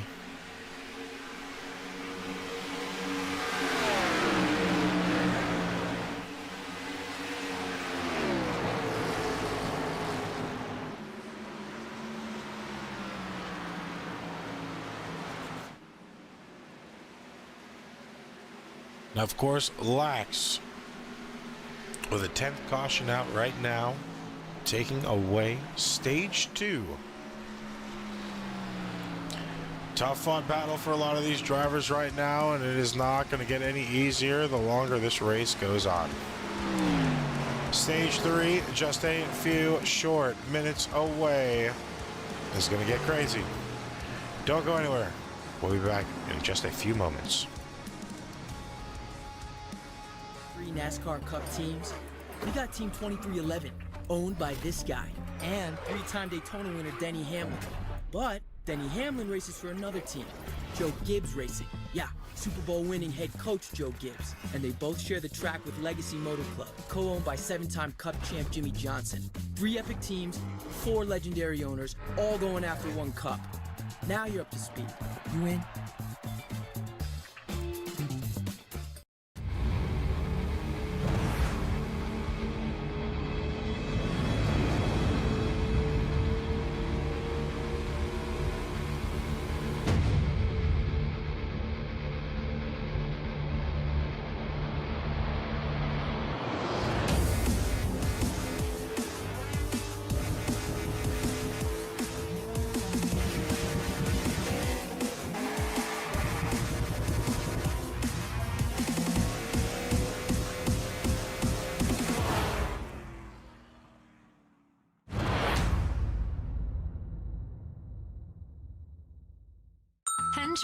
Summer is here and you've got places to go. She's headed to a golf tournament. This one's headed to the beach. And he's headed to a music festival. And they know every good road trip starts right here. At Hendrick Automotive Group. We'll check your battery, tire pressure, top off your fluids, check your cooling system, and do a multi-point inspection. Extending the life of your vehicle. And keeping you safe.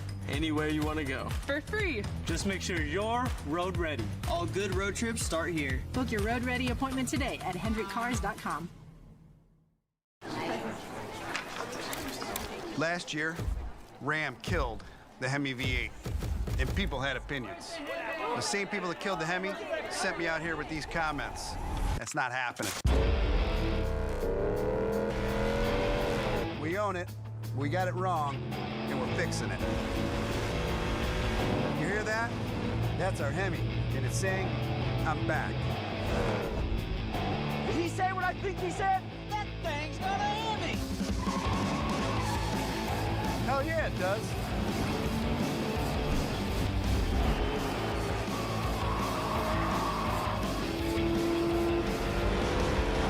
You want more? Buckle up. Ram's coming back to NASCAR.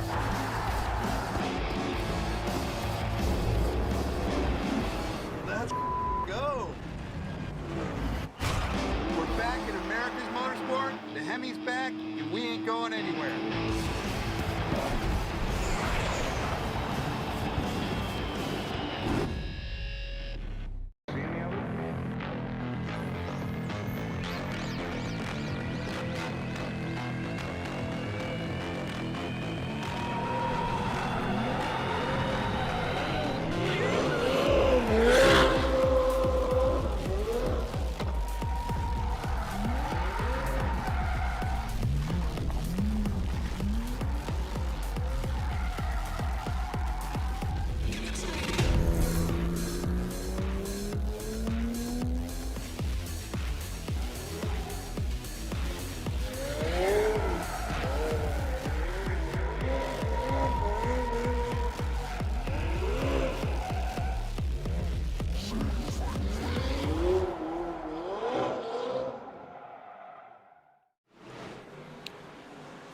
Coming back from commercial break at the perfect time, because here we go in the box this time. Green flag now out to start stage number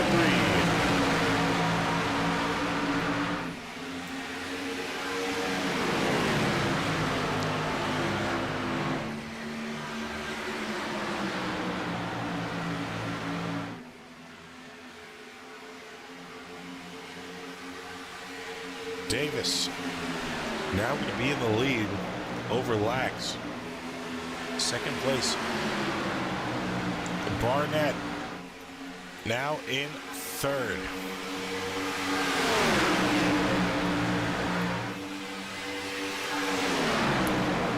Of course, Pena in fourth with Mark Randall rounding out your top 5 right now. A lot of sparks flying from these cars.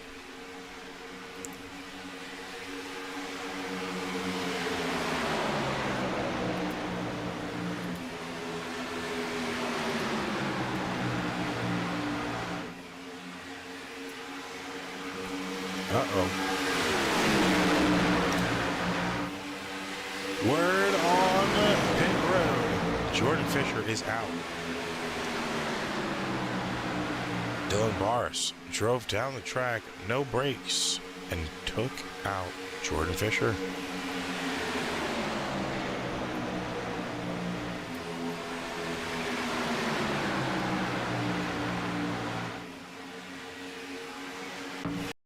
Let's see if we have a replay of that.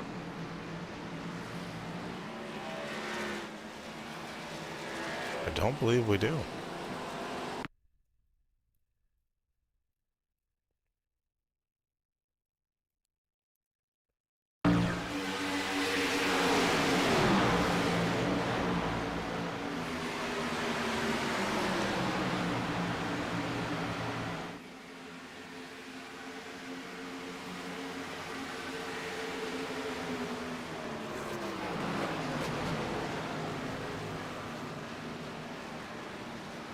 And you know, partner, that really does suck for Jordan, especially after the rough day that they had this yesterday with the truck race.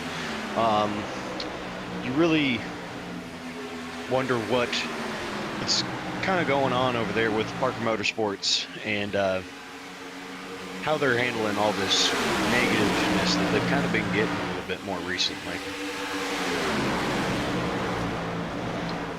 Well, I mean, it's just... it's getting a little worrisome. I mean, of course, you know, a lot of possible trouble brewing inside of the team itself. You know, team owner and driver clashing last night at Kansas. Words were said over the radio. Race, and, you know, now Jordan kind of being involved in something that wasn't his fault. Ending his night here. You know, is it the possible start of a downfall for Parker Motorsports?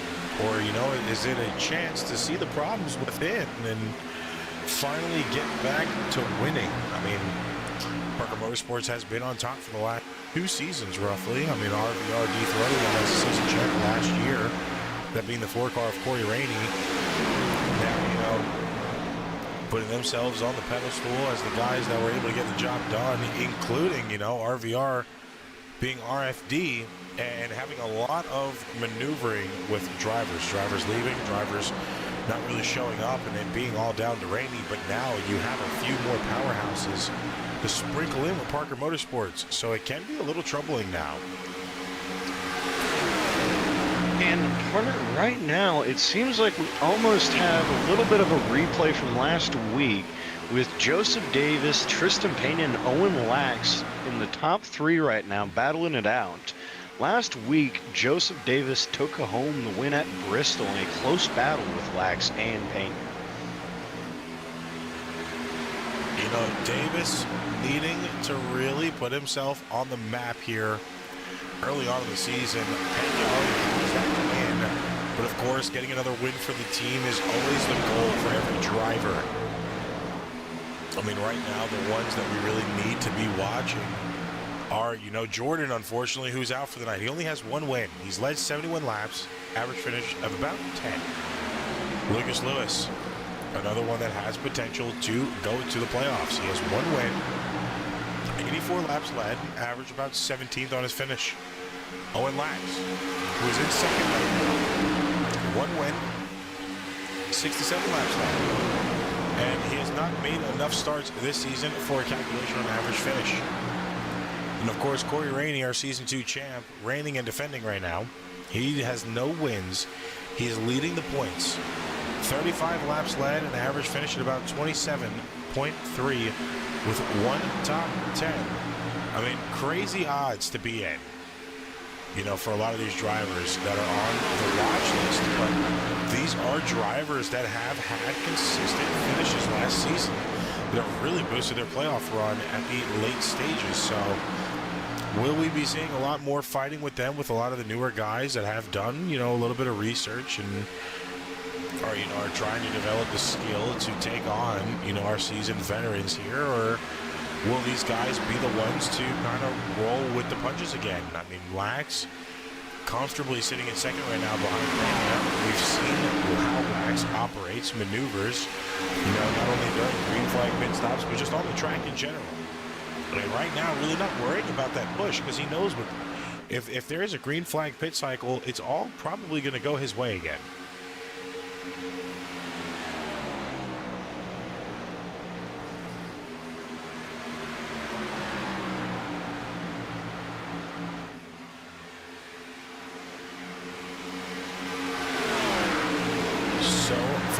We have done 138 laps out of 200 here tonight. 18 laps only for stage 3 out of 80. Pena finally found the lead for himself tonight. He is really trying to drive it on in for the team of Steel City Racing tonight. Pena currently sitting pretty comfortable on points in 8th. He's not in a must-win situation, as he is already locked into the playoffs after the first race.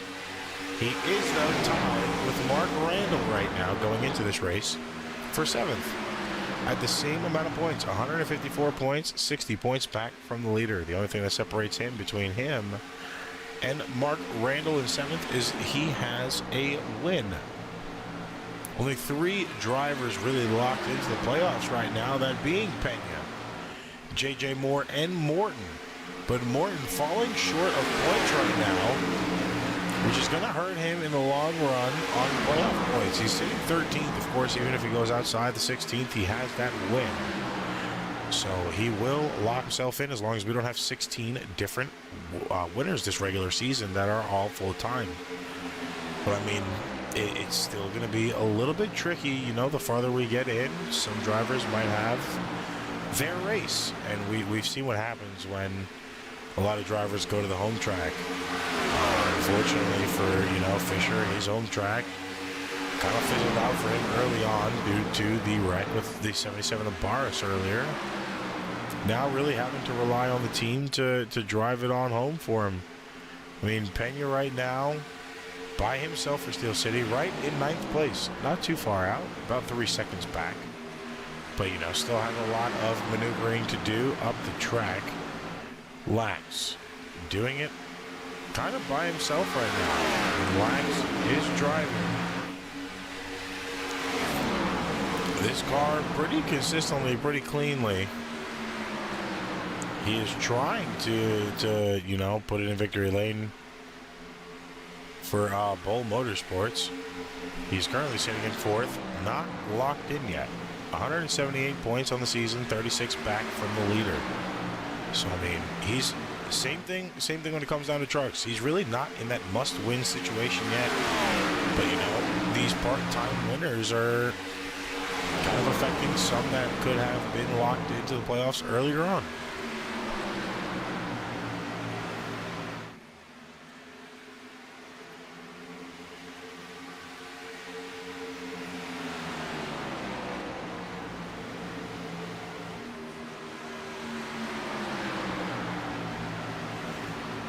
And partner, I would just like to clarify here that if Lax can get another win here tonight, that boosts him by 2 on the all-time stats lists. for most wins.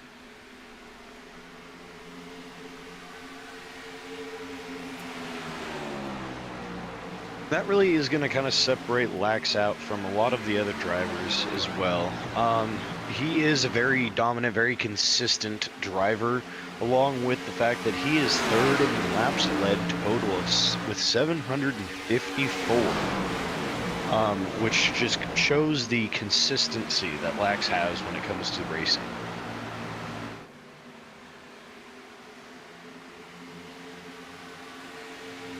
I mean, right now, too, it's going to be a hard-fought battle. I mean, the all-times, he has 754. For the Cup Series, he is technically sitting in second at 779. Just behind Morton at 822. So, I mean, it's... There's a lot of records that can still be set for Lax this season. I mean, he's almost number one on all of them, including the team wins with Parker Motorsports. 17 wins as a team, 1 championship going to Lax. Lax was the first one to claim the championship in season 1. Most poles awarded to Lax as well with 6. Witowski sitting in second and fifth, actively not racing anymore, so will be passed up very easily. Mark Morton sitting in third, tied with Witowski for fifth. I mean, for 5. And, you know, with the all-time wins that Lax was able to get last year at Watkins Glen, I mean, no one has really been able to defeat him since then. Morton has had many opportunities, has fell short. Lucas Lewis has claimed one of those wins from Morton. I believe Jordan Parker has claimed one of those wins as well. There's a 3-way tie right now for third, with Josh Mayu, Lucas Lewis, and Parker all sitting at 4th. So, I mean, Mayu not running anymore. So it's really up to Lewis, Fisher, and Morton to really dethrone Lax. Of course, it's been pretty difficult for Morton right now. He's been having issues with his equipment. He's had a lot of DNFs so far on the season. You know, so he's slowly going to start falling out of the picture, and, you know, hopefully gets this fixed before playoff run, as he was a very dominant driver last season. Had at least all 5 of those wins within maybe 15 starts. He didn't even start at the beginning of the season, and was knocked out at the Final 4 race by Corey Rainey, your Season 2 champ, which advanced him to the Final 4 at Homestead. So, I mean, there's a lot on the line here from returning champs and returning veterans from Season 1 and 2. A lot of storylines still developing. I mean, there's a lot going on. We have a rookie that is out for blood, you know, that being Pena, currently in the lead right now, really trying to boost himself on points, really boost himself on playoff points. I mean, right now he's doing good in the lead. You just have to wonder when or is he going to burn out his tires. He's had only 21 laps led, and now Peter Hoppy slowly closing at about 0.4 of a second behind, gaining a lot of speed on the straights with the 750 horsepower package, but still not enough to claim that first place position right now. Yeah, and partner, you know, with you mentioning the dominance that Lax has and the fact that Mark Morton and Jordan are pretty much the 2 people that are going to be able to try and dethrone him, but they both currently have their own issues, with Mark having equipment problems and, you know, Parker Motorsports seemingly having a lot of issues behind the scenes right now that they have to figure out. So you only begin to wonder if anybody can start to catch up to Lax and dethrone him. 08 and Charlie Bennett almost got in an accident there, trying to unlap himself the hard way. Pena broke loose a little bit on that top side, which is probably due to that horsepower. That has gained a lot of time on Hoppy, about 0.3 of a second now. Hoppy is a spitting distance of passing the 50 and getting the lead for himself right now. That has also let the 78 of Barnett to be able to catch up Lax comfortably sitting in fourth, about a second behind the leader. And now this is kind of in the wheelhouse for Lax to probably start saving his gas, saving his tires a little bit, and trying to push them a little bit further. But I mean, like you were saying, there's a lot on the line right now. I mean, we are only on week 6. There's a lot we're going to have to follow for the rest of this season. I mean, coming from the Truck Series and the Cup Series, I mean, there's a lot of drivers that are running both. Lax running both right now. He is the points leader on the truck side. Hoppy is also running full-time for Hype Motorsports on the truck side. He's the only one locked into the playoffs right now. I mean, we've just seen Ace Wells drop out of the series. So, I mean, that advances Stinson in to 13th place with Wells now being eliminated by choice. So, I mean, there are a lot of situations on both sides for a lot of drivers that do double duty. I mean, Lax not only going for another playoff run here in the Cup Series, but going for the first Truck Series playoff run as well. So, I mean, there is a slew of developments that are going to keep happening on a weekly basis, you know, consistently over time, and, you know, really changing the pace of the racing here. I mean, even looking at the playoff point situation right now, J.J. Moore has 6 points with 1 win. Pena has 5 with 1 win. Mark Morton tied as well with 5 and 1 win. Was the only 3 drivers really locked in right now. Moore leading the playoff point situation. I mean, Stephen Hollinsworth has 3. Hollinsworth not really having the season he's wanted to right now. I don't even think he's on the track with us tonight. So, I mean, he will fall a little bit further, not only in the points, but, you know, fall a little bit off pace now with playoff points as well. So, you know, a lot of stuff having to keep going back and forth with. And then, I mean, going up to Watkins Glen in about 4 weeks, 3 weeks actually, that is the race. Go Bowling 72.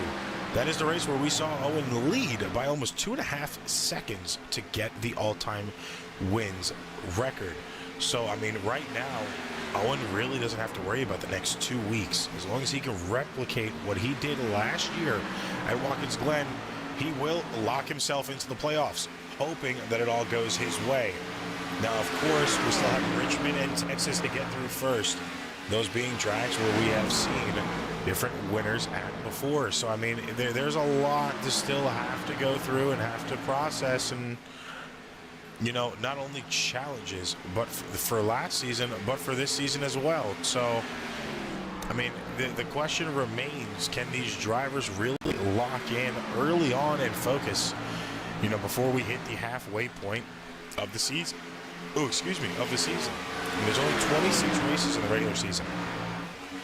There's a lot of time left, you know, to be able to get yourself that win, get yourself that nudge in. But still, I mean, a lot of driving left to go.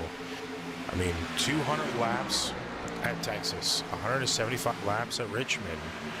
We, of course, only 72 laps at Watkins Glen, but we still, there's a lot of laps left. I mean, our patriotic 300, the points race at Charlotte after the All-Star, that's 250 laps, 4 stages of racing. I mean, these drivers, and that's going to be with a 110% horsepower package. We will be running 750 at the shorts and intermediates now. So, I mean, it's going to be difficult for a lot of the drivers that felt they had the comfortability without the horsepower package. Now they're going to have to really relearn the tracks in the Gen 6 cars a little bit, you know, with a heightened engine percentage. I mean, knowing that these cars are going a little bit faster.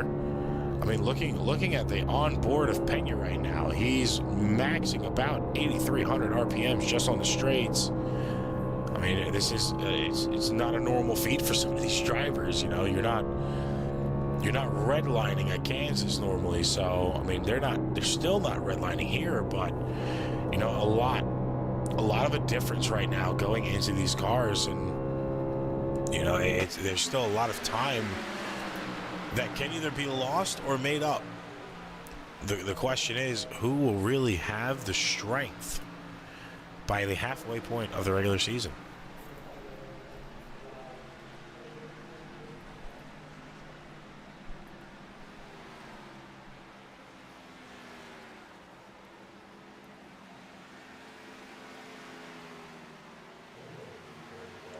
now it looks like Pena is going to come in for pit.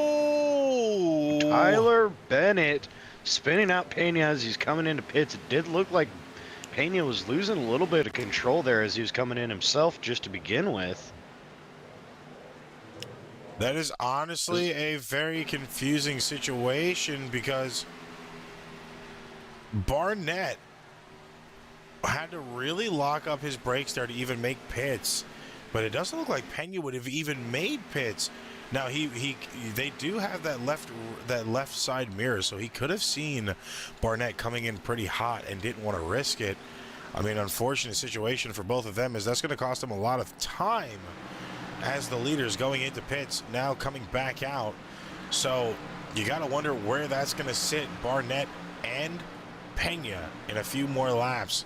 I mean, Hoppy came in that time as well. Davis, Brennan Carroll, Charlie Bennett, all into pits that time. So it's going to be a pretty challenging situation now.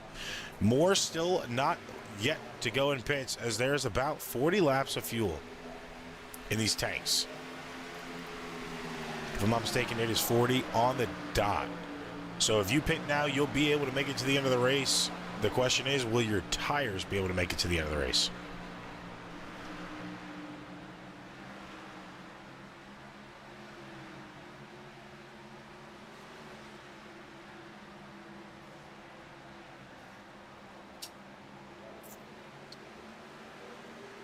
Now, of course, like we were saying, a lot of developments going on, not only for the drivers, but for the series itself. NARAS is officially close, and we are talking really close, fingertip close, to locking up its first ever legitimate series sponsor. Of course, calls have not been finished yet, but will be hoped to lock in by something hopefully around near Watkins Glen. So just a few weeks, the 5 of JJ Moore going to overshoot his pit box there. That's going to cost him at least 3 seconds to get back in and on pits. So now he is in. But it is going to be a challenging one now for him, as he's going to come out. He is going to come out 9th, and now there's a caution out.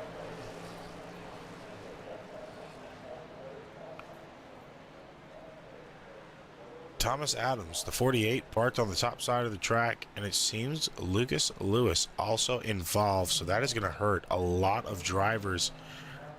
A lap down, Brennan Carroll 3 laps down. He will not get the pass around. Dylan Barris out. Excuse me, who is it? Joseph Davis should be our free pass this time by. Ooh, that is a nasty wreck here.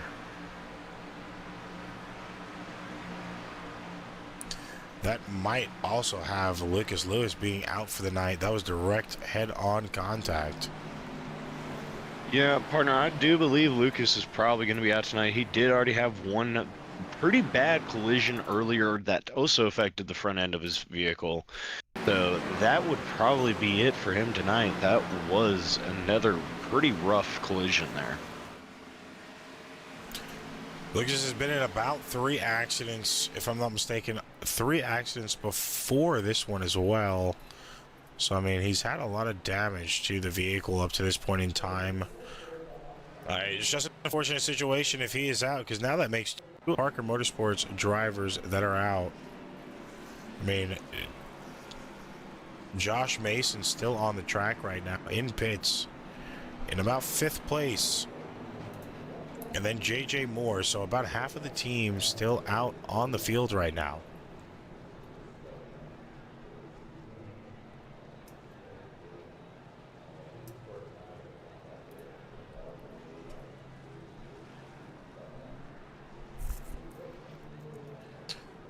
Riley Bennett with the 11th caution is going to be your leader, as he pitted at lap 166, as we are on lap 168. Joshua Hahn going to be in second. He pitted at lap 163, so he is as fresh as possible. Mason coming out in third now with a fresh pit that time. Lax in fourth after entering pits. Hoppy in fifth after entering pits that time. Wright in sixth, pitting at lap 168 as well.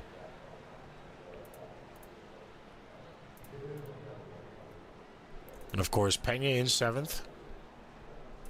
Barnett going to be in eighth. Sims going to be in ninth, and Davis getting his lap back.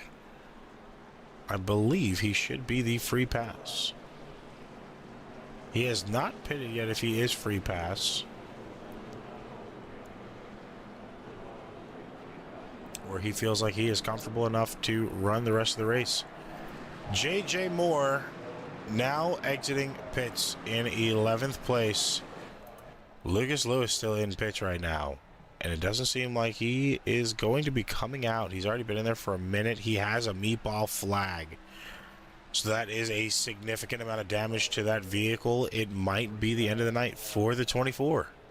If it isn't, he's going to go multiple laps down, which is going to kill the possible points finish for him within the top 10. So he will not be getting stage points if he's not able to come back out in enough time.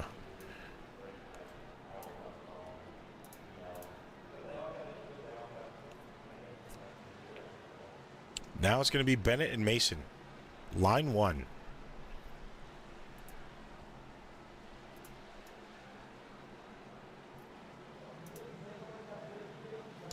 Mason has 23 laps led, last playoff race here at Kansas.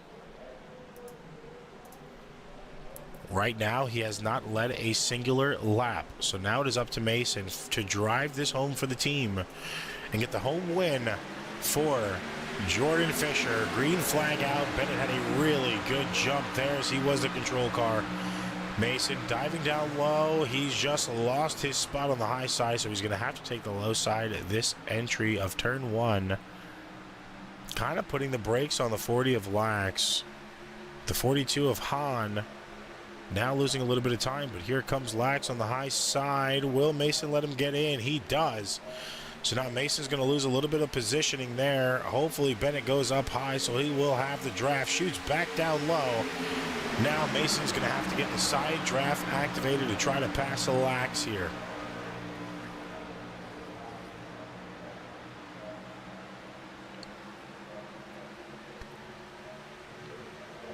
Ooh, a little bit of contact. Lax falls down about 2 positions right now. Now it's Pena passing Mason on the inside. 750 horsepower to the max right now.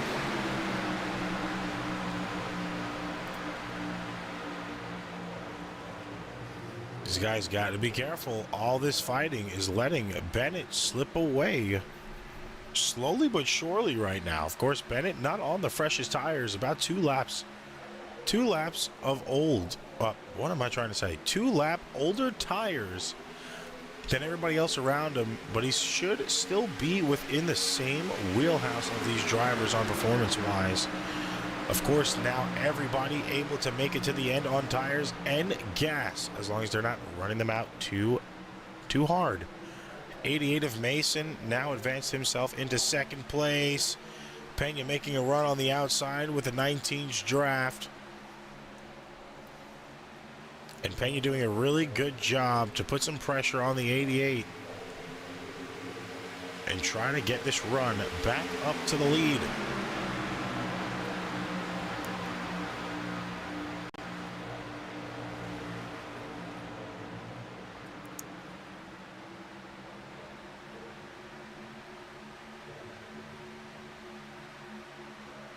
Stage 3 right now.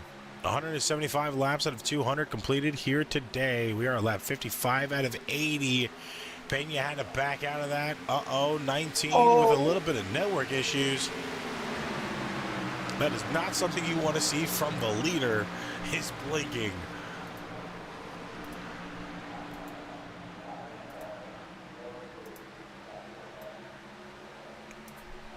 Pena able to hold his own right now. Of course, that checkup has kind of pulled the 88 of Mason back in a little bit. Now trying to go for the pass on the bottom side again. Mason going to try to split the gap. They're going to go 3 wide for the lead here. Mason's going to have to check back up. Pena does not have to let him in. They are 3 wide. Pena comes out the winner of that 3 wide there for the lead in the middle line. Bennett going back to second. Mason really having to dial it in right now as he's lost a lot of time. The 40 of Owen Lax on the bumper there. He had to back off entering that corner because if he tapped him, he would have wrecked him. You know, and I'm noticing with Mason tonight, he keeps getting good runs on these guys, but then just don't know if he's maybe getting a little scared or skittish to the situation and kind of backs out of it and ends up losing a lot of the progression that he makes. Well, you know, with these cars, I do not have an idea of how 110% engine power really works. I've never ran a 750 horsepower package in a Gen 6 car. It's probably scary to begin with, sitting in that driver's seat, knowing that, you know, you can get loose and tight at the same time. And I think that's why we're seeing Mason pull out. He's noticing that the car is loose, but also drifting up as if it is tight. Right now, you know, kind of in a tricky situation here is Lax has boxed him in, and it seems like the dirtier air is actually help. It's not a negative impact to these cars as what it used to be. It seems like the dirty air helps, but of course draft helps even better. So it's kind of tough to say exactly what is happening for Mason now, as I don't have much knowledge at 750 horsepower. But I mean, you can see cautious. He doesn't want to get himself in a wreck where it really kills his momentum, kills the rest of his run, and of course gives him enough damage to where he would be like the rest of his teammates, kind of down and out right now. JJ Moore, his other teammate, is in 8th place right now, separated by about 2.6 from the leader's tail. Kyle Sims in front in 7th. Peter Hoppy is sitting in 6th. Mason now back to 5th. Barnett, Bennett, and Lax for 4th, 3rd, and 2nd as Lax gets the pass on Barnett as they are 3 wide for 3rd right now. Will Mason pull out of it again, or will he stay in it? Seems like Mason just can't get a good move on that car, and he's losing a lot of time each corner when he's getting contested by other drivers.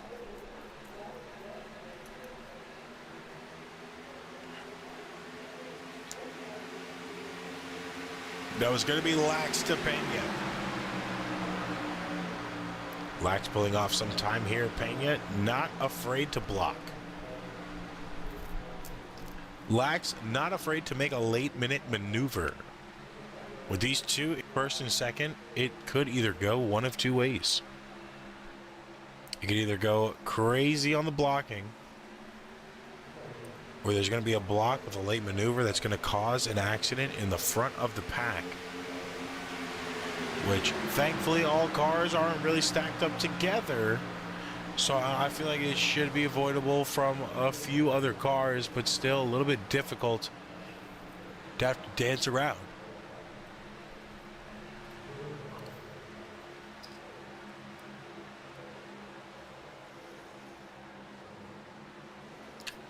Lax seems to be pulling out of his throttle just a little bit here, not to burn up tires at lap 64 out of 80.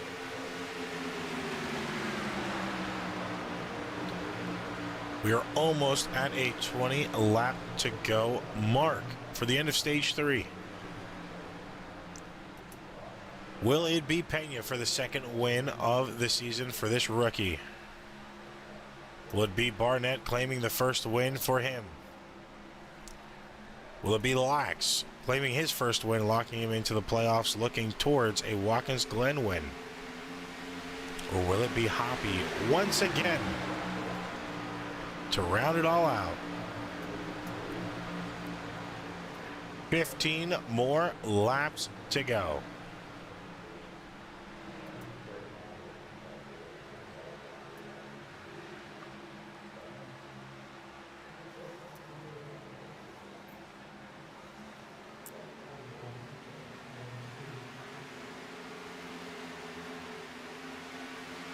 I honestly do not know what to expect here for the last 15 laps either, partner. You know, you do kind of expect to start seeing Lax probably get a little bit desperate here and make some moves on Barnett, trying to take second. But at this point, I think that Enya is really kind of just starting to run away with it. Each time somebody gets a good run on him, they lose all that momentum the moment they get up to his bumper. Seeing these two drivers right now, drafting is pulling a lot of time down off of Pena, which is good for them, bad for him. They're now about under a tenth shy, but this side-by-side fighting here is causing a lot of time in the corners, as Pena is almost able to pull it up an entire tenth. So Lax, you know, Lax or Barnett need to start drafting and then fighting when they get up to him. Lax and Barnett bumping there out of turn 4. Hoppy taps the wall behind too.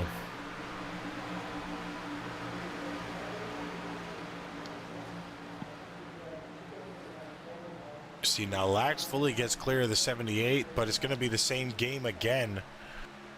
They gained another 0.2 of a second there, or they lost another 0.2 of a second there. But now with the 78 of Barnett in his draft, you can only imagine the same thing's going to happen again. And now here comes Hoppy in the draft of the 78 now. So now Hoppy and Barnett are going to be really closing in on Lax. And I mean, look at the draft difference here with 750 horsepower. So the 78 of Barnett caught up to the 40 of Lax in literally 2 seconds.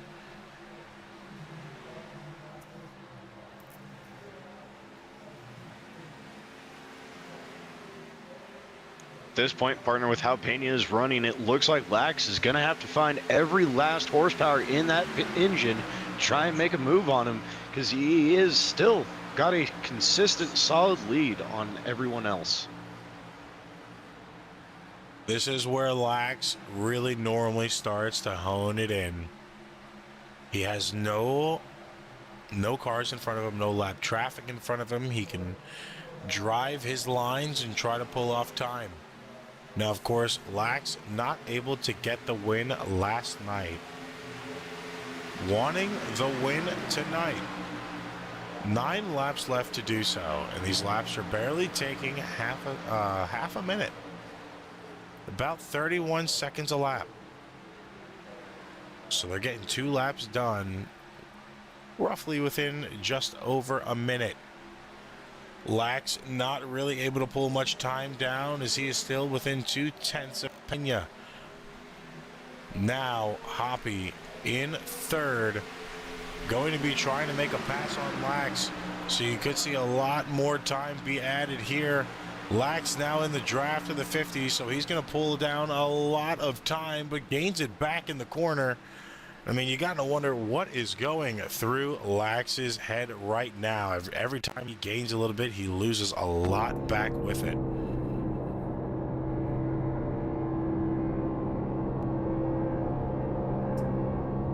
And you know, partner, that's really what's keeping Pena up in the lead right now. He's keeping very consistent lines around this track, not really diverting too much from his driving line, where everyone else behind him is fighting back and forth all over the track, being very inconsistent, just allowing Pena right now to kind of start to run away with this race. I mean, looking on board with Lax there for at least a lap, half a lap. He is really comfortable behind that wheel, not really making too many extra adjustments to keep it under him. But now 0.3 of a second back from the leader with 6 laps to go. You got Hoppy wanting a win himself. Not really able to keep up with the draft, but is still pulling himself back in. Now you got Barnett and Hoppy fighting back here. Pena just praying to God up front for no cautions.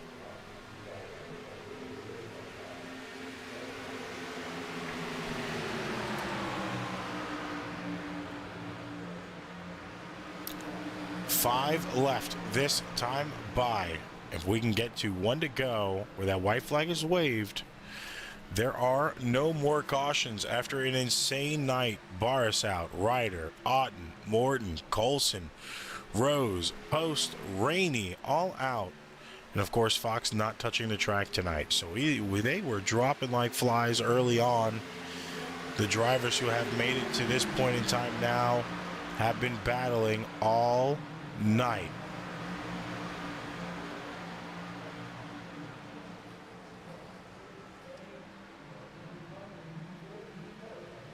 Lax now back to 0.4 of a second as he has a pack of cars trying to fight. The 78 of Barnett on the bottom side not giving him his line. That's going to pull him back, and unfortunate for Pena as there is a caution on the field. Pena going to hold first. But it seems like Lucas Lewis again in another accident.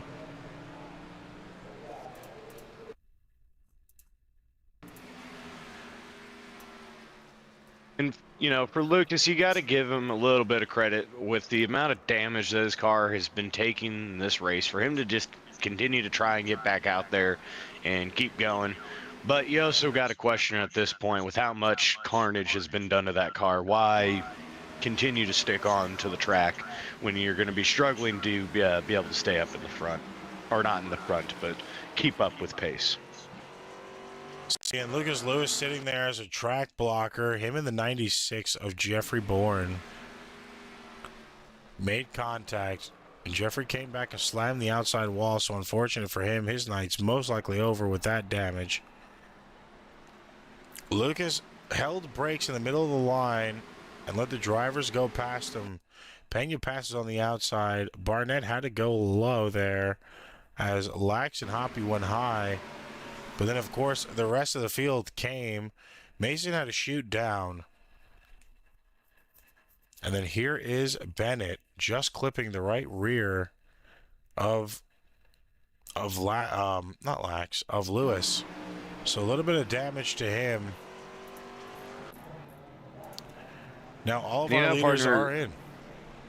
It was rather surprising there that he was able to sit dead still in the middle of that track, or in the middle of the track, and not get struck by anybody from that. That was quite a miracle, I will say. Now, of course, all of our lead lap drivers had went in that time. So now Tristan is still your leader. Looking at his pit time, he went in for 9 seconds.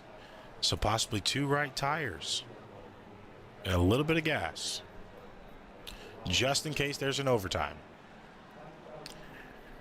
Of course, the 2 cars in front of him are lapped traffic, Aaron Wright and the 08 of Charlie Bennett. They're waiting to get waved around the pace car. And there goes the wave for both the drivers. So now Pena will be in first, Mason in second. Once again, Mason starting on the high side. We haven't seen much success for Mason up to this point in time on that high side. He's tried his best.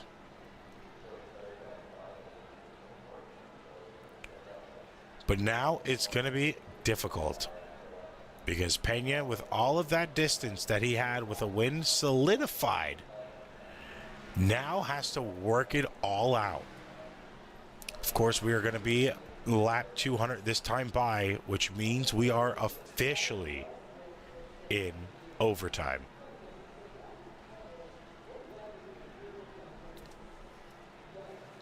And this track has really ate them up and shoot them out today, partner. About half of the field has been out of this race at this point, which honestly, did you expect to see as much carnage as we have with this 10% increase going to 750?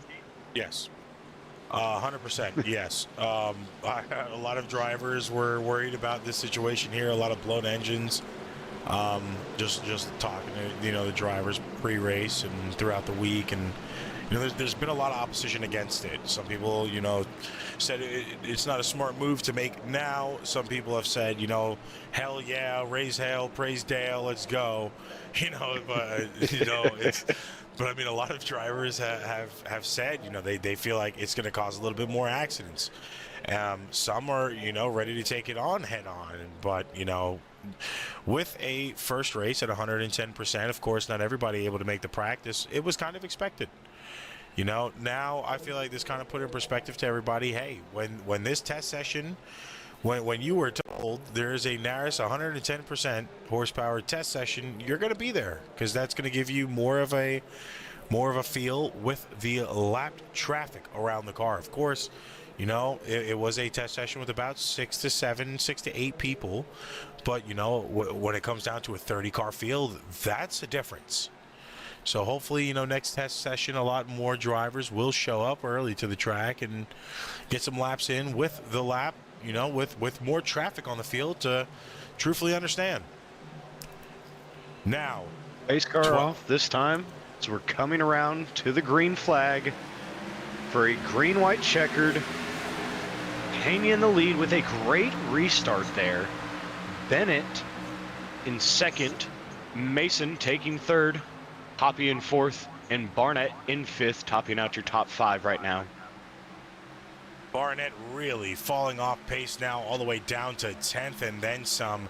There's going to be a fight between Riley and the 50 of Pena. Pena not afraid to put his nose in there. There's going to be a wreck in the backfield. They saved it. White flag. No more cautions. Can the rookie do it? Back? Well, not back to back, but can the rookie get 2 wins on the season right now? The only person in the mix right now will be Peter Hoppy. There is a 0.1 differential. Hoppy now trying to come in. Will he make the pass on the bottom? He blocks it. An insane block from the 50. It could have been the 19's race if he didn't do that. 19 crashes out in the backfield, and for the second time on the season, Tristan Pena takes the win at Kansas.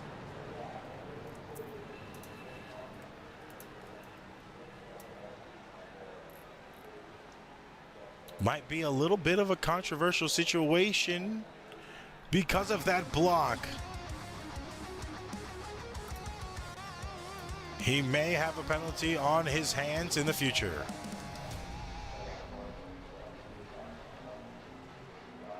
But not a bad finish to a race that was practically already solidified for that 50. Now he gets to burn it on down, going through the infield. And it probably won't take much time to blow the engine now.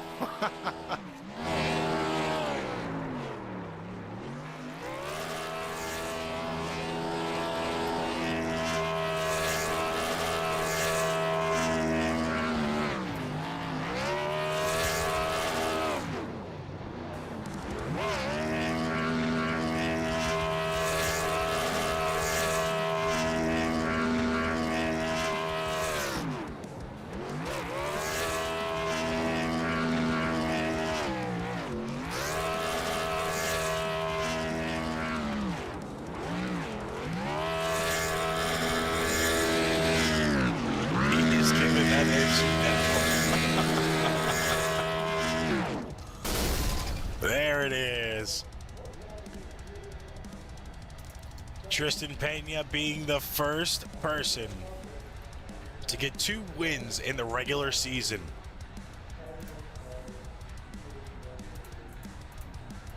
Only separated by 5 weeks. Now let's kind of go back and see exactly what happened here. After the green flag for Pena, we saw an insane block. On the 19, here's the green flag for the first overtime restart.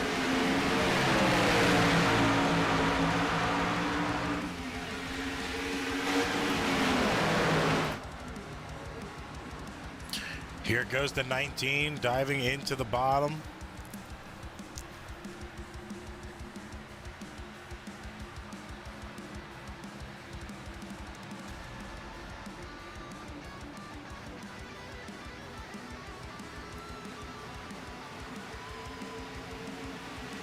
And then it all unfolded in the back end.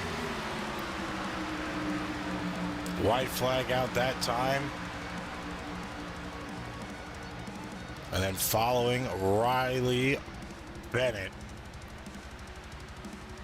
This is where it all went downhill for those drivers. Mason being, I believe, being wrecked out in that situation.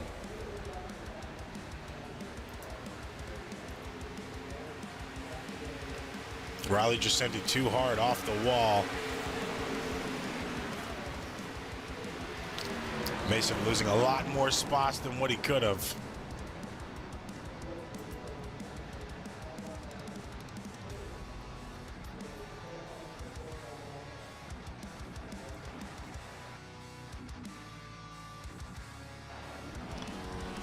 And of course, Tristan burning it down to be the first two-time season winner.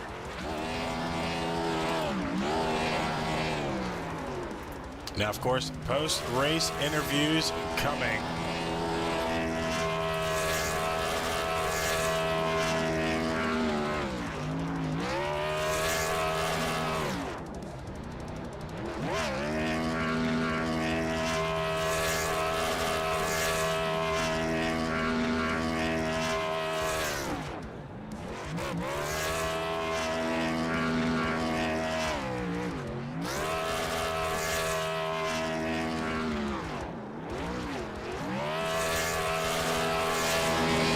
Drivers a few more seconds to get on their cars and get ready, and we'll be ready with the post-race interviews with our top three finisher.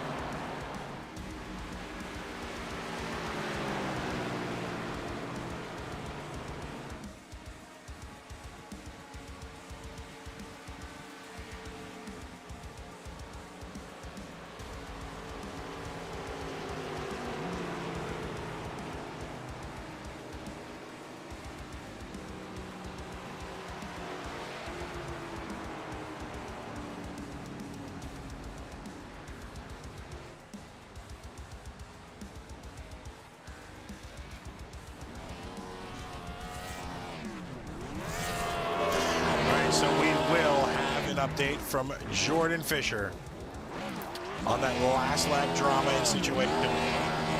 If it will be a penalty and who it will be on. I don't think there should be a penalty. But we will see. Now going to our post-race interviews. Someone that will not let us escape his grasp. That being our third place finisher by literally, I think he said 9 thousandths of a second. The number 40, Owen Lax. Again. Hi. Again. So a lot riding on the line for you here tonight. We were talking a lot about it on the stream. Practically saying, you know, where you're sitting on the standings right now compared to where you're sitting on all-time win list. And now in literally 3 weeks, we're going back to Watkins Glen, where you took your 6th win to put yourself in the all-time win list record. How, you know, the win here tonight would have definitely boosted, you know, the morale going into the road course, where you practically dog walked the fields by 2.5 seconds. Of course, tonight kind of didn't go your way at the end, as we were expecting an Owen Lax win here. What was, you know, at the end of that stage 3 finish before the caution came out, where do you feel like it was going right and where it was going wrong for you? I mean, ironically, it was the exact opposite of last night. This time I could not catch Tristan in 1 and 2, and I was catching him on exit of 4. So I don't know what changed, but I fixed one and screwed up the other. But, you know, I tried to let Tyler by because I thought that he and Tristan would be able to fight and it would bring them both back to me because I had gotten a run on them earlier. So really that was my game plan, to let Tyler by. And then he stopped catching Tristan. So of course I then had to burn my tires to go catch him, and you know, it just didn't work out. I didn't have the tire to catch Tristan. I went with 4 tires at the end. I debated the 2 tire stop that Tristan had. I tried to beat Tyler out of pit road, sped like an idiot, started last of the lead lap cars, was able to get moving, got up to about 6th, I believe. And then going into 3, you know, Josh just slid up mid corner. I got into Joseph, and it killed my momentum. And after that, I kind of knew the best I was going to get is a top 3. So, I mean, I think realistically, the top 3 should have been Tristan, me, Peter, Tyler. I think Tyler's the one that gets screwed out of that. So, you know, I feel sorry for him, but I mean, I never was the best. Once again, same as last night, I was never the best car. I would have loved to win, but yeah.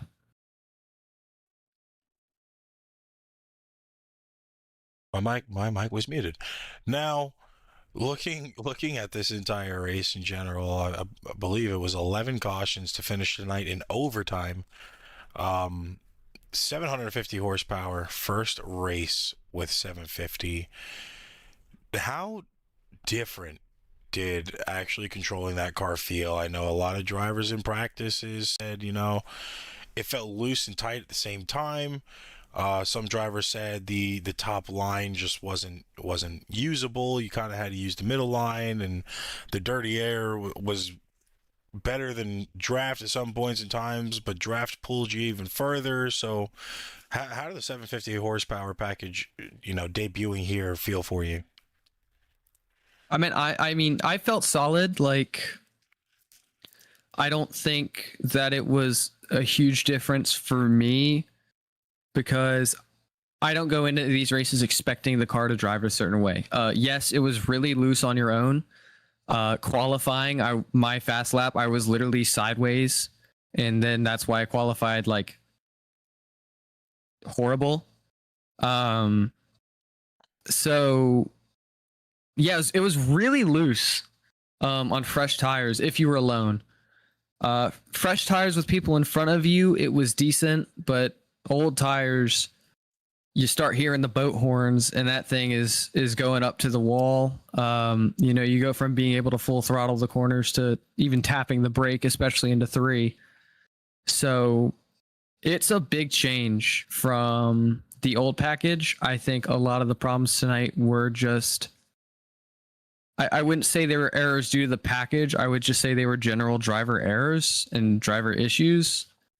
Obviously, some of that is them dealing with the new package, but I don't think that, you know, you can blame the whole race on the 750 package. I thought it was decent. Obviously, I'm a little biased because I just ran the Cup cars Thursday night, so it was similar but not the same. But you know, I think it's a good setup for next year. I think you're kind of getting people ready for the next gen next year. I know a lot of people, you know, aren't really for that because they like, you know, they want to have that last year, the Gen 6. Some people are like, hey, this is some extra practice. So it kind of depends on how you look at it and what you prefer. But, you know, I wouldn't mind seeing the extra power at some tracks and not having it at others. Now, of course, last time we came to Kansas, you had, I believe, one win overall at Kansas with 67 laps led. Of course, it was a little bit tricky at specific times tonight to actually try to make passes and really hold a position down.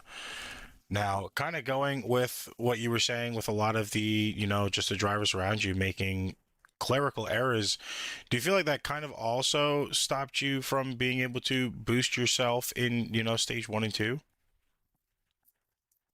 What do you mean? Like on position wise, like actually having to pass and everything. It was weird.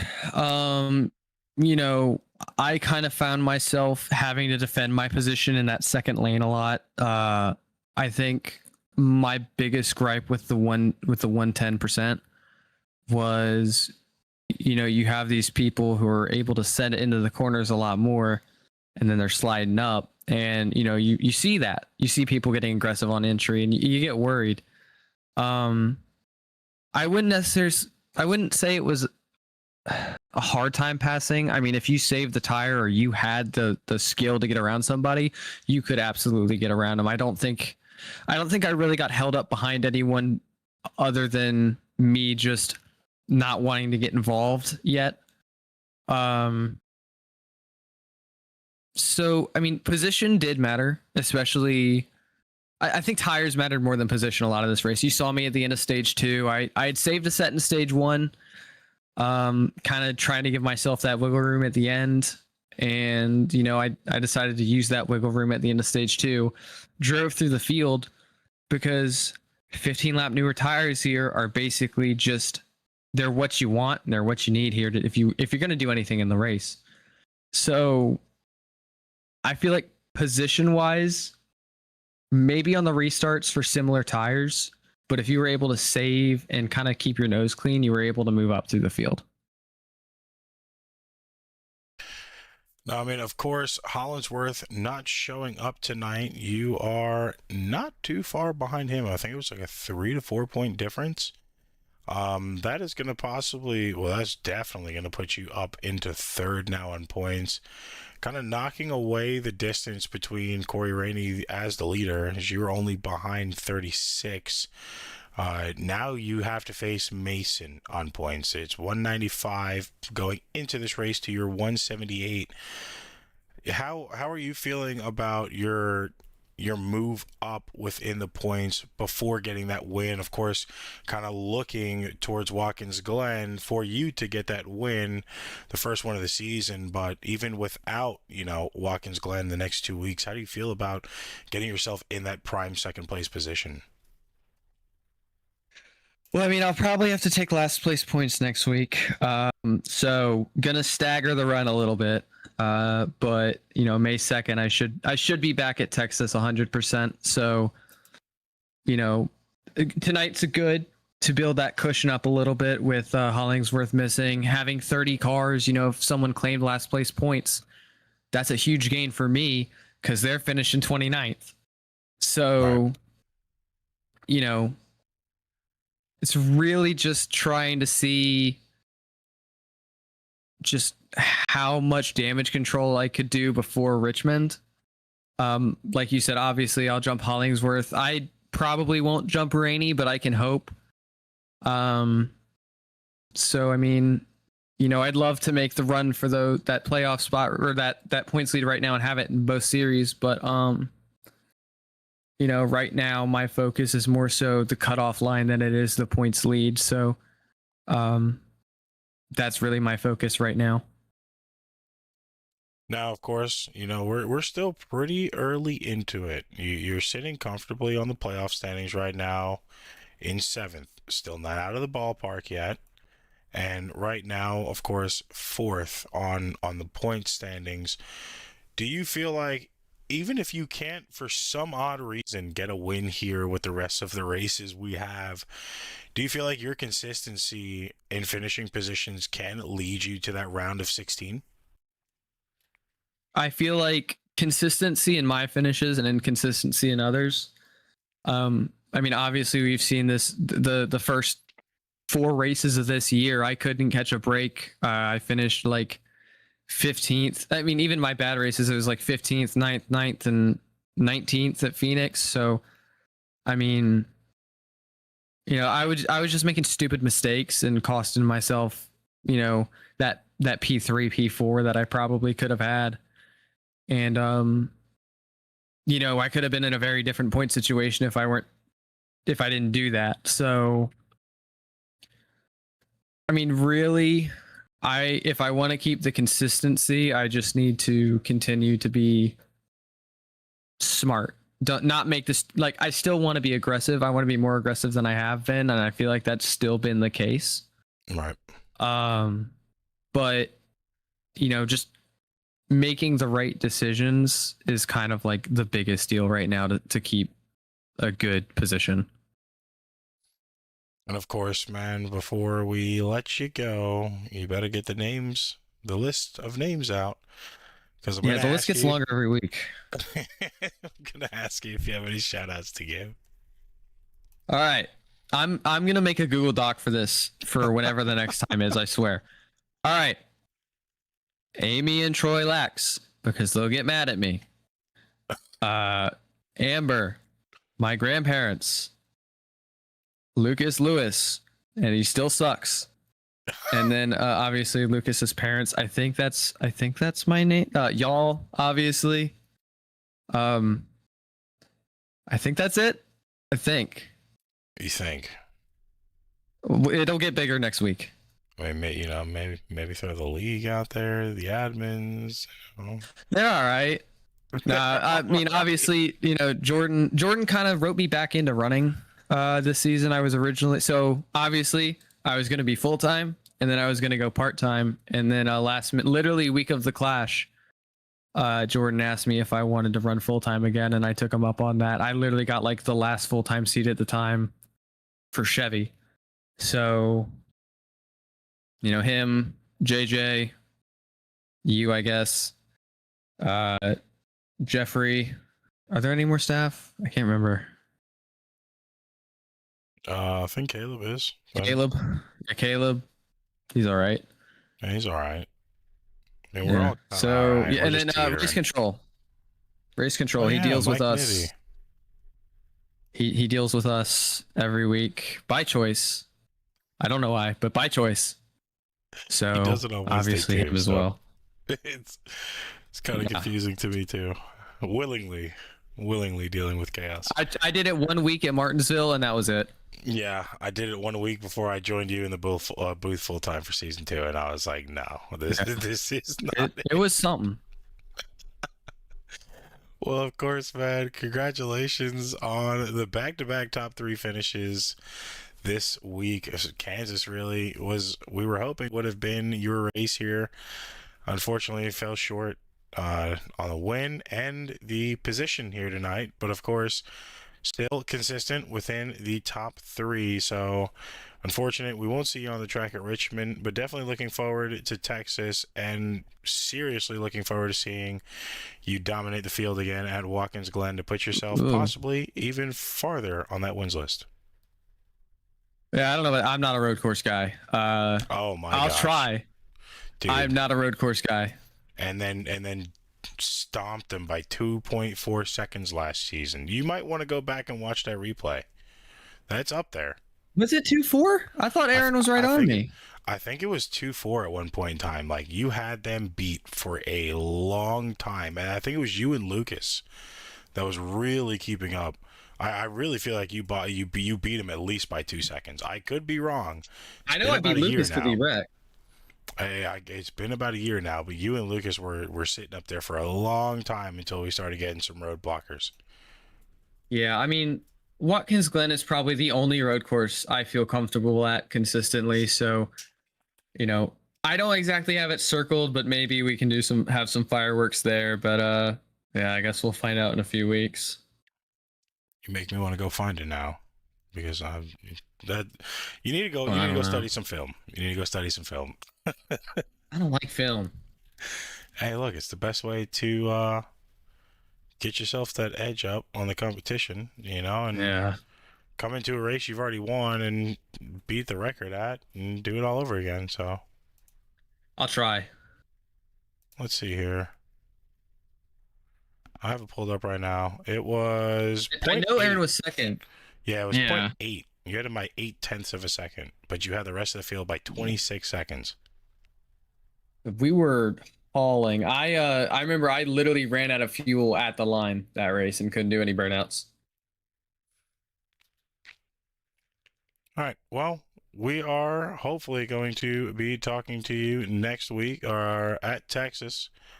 If not, hopefully we are talking to you at Watkins Glen, my friend. Well, congratulations on the top 3 finish. Thank you. That was your top 3 finisher, Owen Lax in the number 40. Now, moving over to our second place finisher, that being the number 1, Peter Hoppy. Hello. Hello. So you started in 4th, man, was able to work your way all the way up to 2nd place at the end after a hectic finish. Really trying to get the position there, but it didn't seem like you had the ability to get the runs in the late stages, even with the fresh tires. What do you feel like kind of held you back from, passing Tristan there? Well, I mean, Tristan made a great call. He took 2 tires, and I debated it entering pit road. I'm like, nah, need the 4 tires, I think. Got around, I think, Josh in front of me pretty quickly. And I don't know if it's because of the horsepower we added tonight or what. It just wasn't really giving us enough. It would get us a good draft, but as soon as you got close to him, it would just push him kind of away from you. So it did not allow me to get a good pull down the back straightaway to him. And then thought about sending it on him in 3, and I'm like, I don't want to win like I did at Atlanta one time. I'll take the 2nd. Now, we are only 6 races in officially. We have yet to see you get that win. What race are you feeling like, you'll have the opportunity to do that? Definitely like the super speedways. Always good there. Love doing draft masters because I'm bored all the time. Michigan will probably be a good one. Maybe Texas. Don't know. Haven't really driven there much, but got some pretty good races coming up. Definitely not the road courses. Don't expect me to be up there on the road courses. He said, I'm just here for contingency points. Yeah. If they wreck, I get points, I'll be happy. Amen. I hear you there, man. Now, here, 750 horsepower, first package ever, displayed of this caliber at I feel like it was a good enough track to display it at Kansas, being a little bit more forgiving than other tracks can be. Of course, still a lot of driver error on the field tonight. How did you feel not only about the racing but about the new 750 horsepower package? I think it definitely made us have to drive differently. because it was at first in the practice session itself, it was loose on the top, but once it got to the nighttime in the race, it was pretty good. Definitely made me have to use the brake on entry, which I wasn't used to doing here. And field wise, I think it didn't solve the problem of people just diving it into the corners. That's still a problem, but it definitely helped with the draft advantage because you could be a couple seconds back and close up to a pack, so which was very good. Now, of course, a lot of back and forth talk right now on if this was a smart move or, it be implemented again within the rest of the season. How are you feeling yourself about the package moving forward on the short and intermediate tracks? I think intermediate tracks is where it should stay. It might still be a little weird because like here I was even redlining into turn one, so I don't know how much of a problem that would be at like say Michigan because it's such a bigger straightaway. I don't know, but definitely the short tracks I think it'll cause a little bit more of a problem, but we might have to do some tests and see how it goes. Now, of course, man, still, like I said, pretty early on to the season. You are way off right now in 28th place, 170 back from the leader as a full-time competitor here and a rookie. Do you feel like your consistency and the lack of consistency for others can slowly boost you up on points to where if you can't get that win, you'll be able to kind of nudge yourself in that 16th spot for the playoffs? Yeah, definitely. I think if I keep racking up top fives, having good performances, get it up there, not get into a wreck like I have been lately, I think I can point my way up there pretty good because, man, some of the fast guys like JJ Moore had problems tonight. It's the only reason why I think the top four were the fastest at the end there.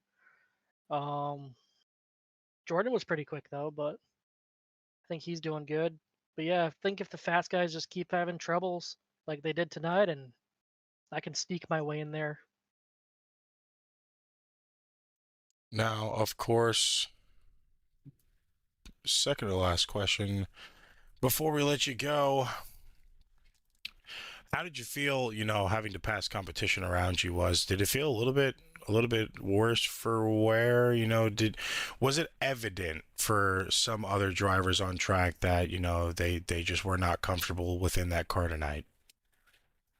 Oh yeah, for sure. It was some of them were very sketchy to pass, but I don't know if that was really the setup because I don't really know how the original setup felt here. Uh, Definitely near the end where I was making some passes on. I want to say his name was Tyler, and I was running on the outside, and it got real sketchy at times. But I had the faith he kept it down there. But definitely some people were not comfortable driving this setup. And of course, man, before we let you go and enjoy the rest of your night, are there any shout outs you'd like to give to anybody? Oh, I like to shout out my team owner Cole for giving me this full-time ride. Shout out Jordan for giving me a part-time ride that got me this full-time ride. Uh, Quick shout out to my truck owner Spencer Morris for finding this league. And yeah, hopefully we can do good next week. Well, of course, man, congrats on the second place finish. Still looking forward to seeing you touch victory lane for the first time, whenever that may be. But for right now, consistency has been key for you, and hopefully you keep it up and, we have more opportunities to talk to you up here in the booth. Yeah, definitely. You have a good one, man. You too. That was our second place finisher, Peter Hoppy, in the number 1 Now, for my very own driver, the man to be the first one to get 2 regular season victories, that being the number 50 of Tristan Pena.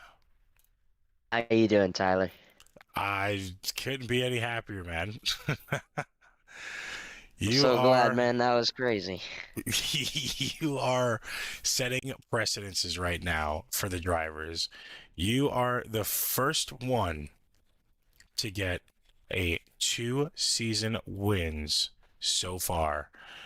Still That's a nuts. lot of accomplishments as a rookie right now. You got the first crown jewel of the year.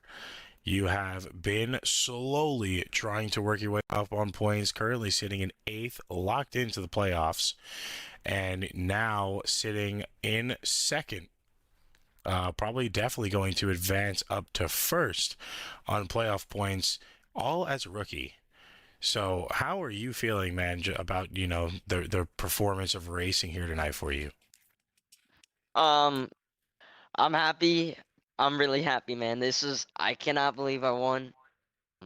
Be honest, I thought JJ was gonna run away with this. He blew us out of the water in the first half of the race. Apparently he got damaged about halfway through, and it really just ruined his whole day. I mean, to be honest, it sucks for him, but it really helped us because we didn't have to worry about him for the rest of the day, and I was just that was crazy. It was I thought I had that race lost there at the end.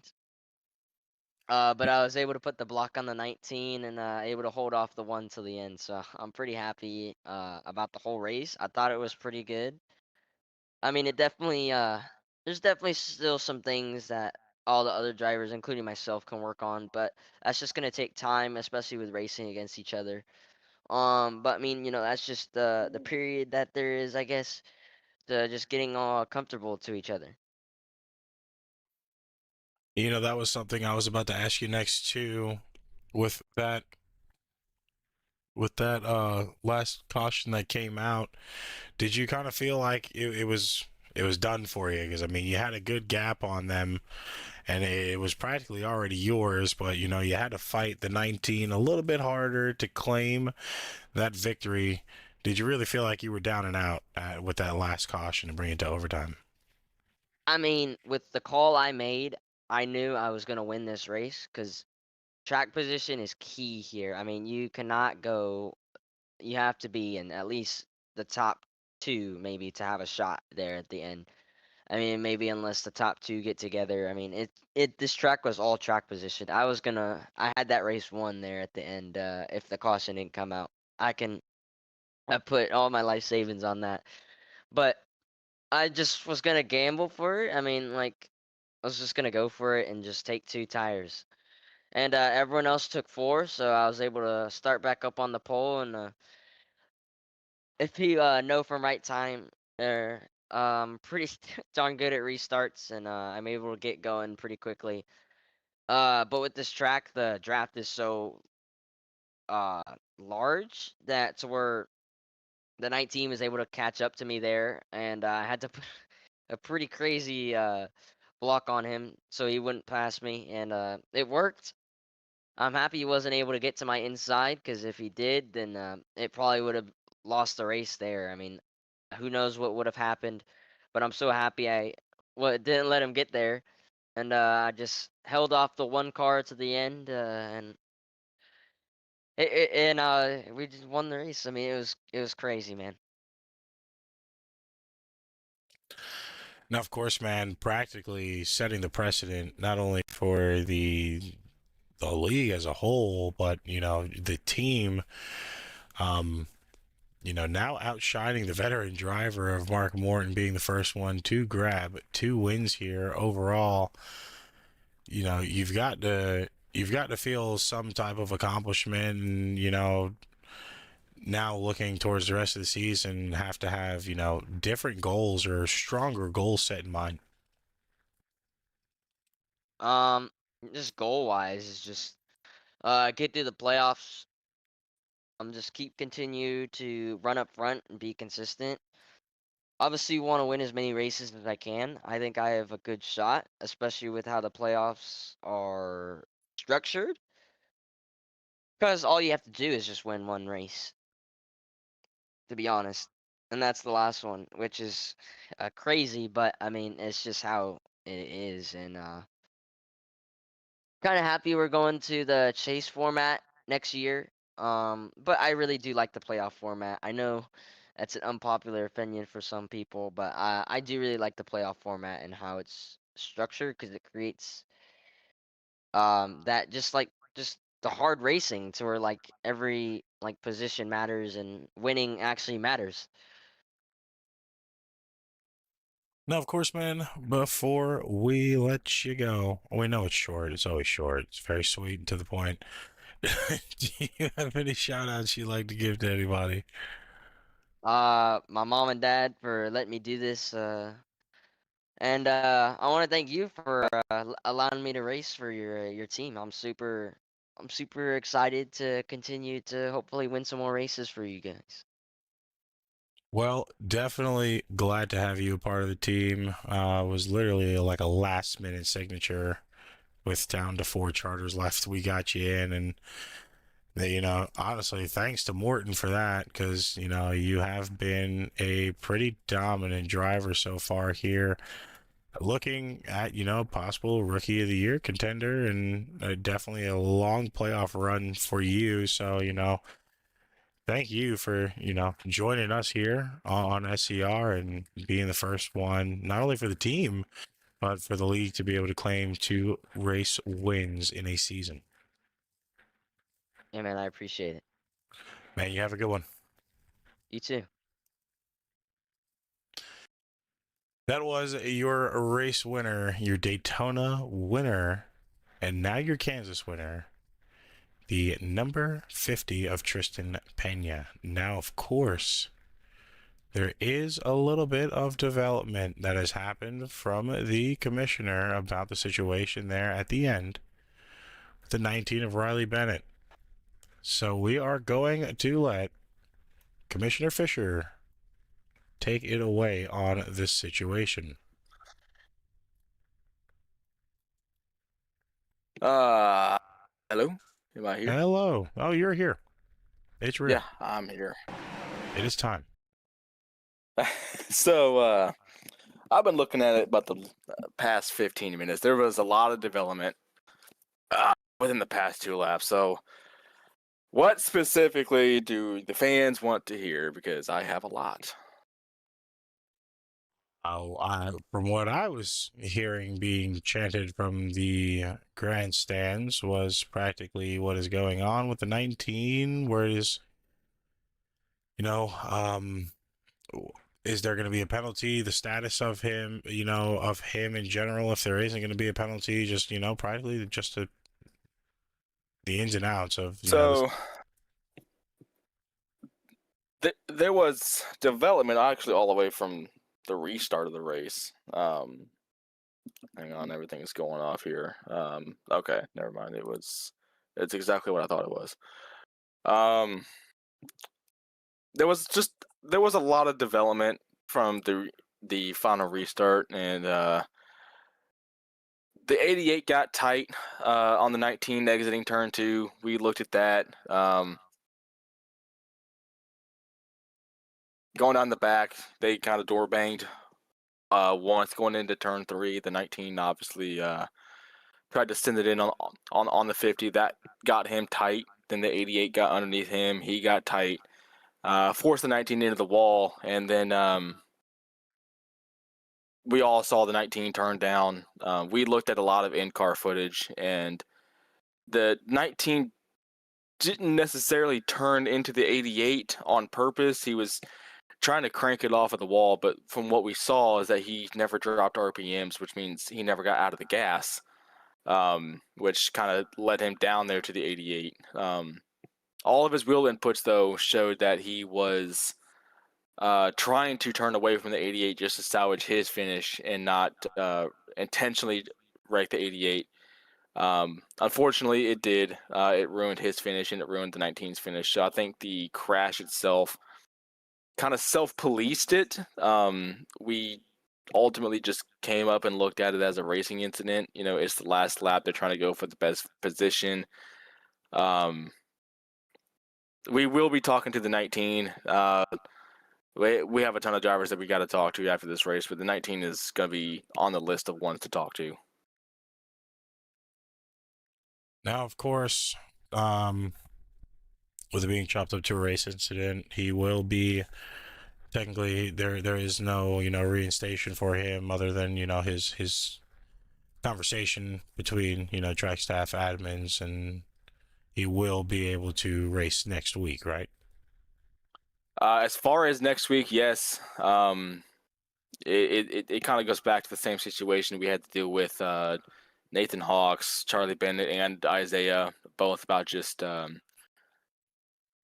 we advocate all the time for close, tight racing. We want to see the action, but there is a time and a place for it, and with it being the last lap, that is the time and place for it. But there's still that kind of fine line of just don't put yourself in that bad position. If you have to lift, then lift. I've always told people to ruin your race before you ruin somebody else's race. But as far as going into Richmond next week, we should be expecting Riley back on the track. Okay, of course, just wanted to get that clarified because it from the outside perspective looking in, it was a little it was a little tricky. Was that going to be on the 50 there? What is it going to be considered a late block, or was it a justified block? The 19 trying to put his nose in a little bit too far, and of course that last lap situation coming to flag. A lot of people in chat were wanting to figure that out, and then we had some random come in saying he was banned. So it was a lot that they wanted to get clarified at the end there. Yeah, no. Anything that we can provide for the fans, we always want to be transparent about it, and that's the number one thing I've always promoted is just transparency. So if they want to know the result of something, I'm all for giving it to them. Now, of course, while we have you in here, how did you feel the 750 package went here tonight? Oh God, I wasn't prepared for my actual driver interview. It was difficult.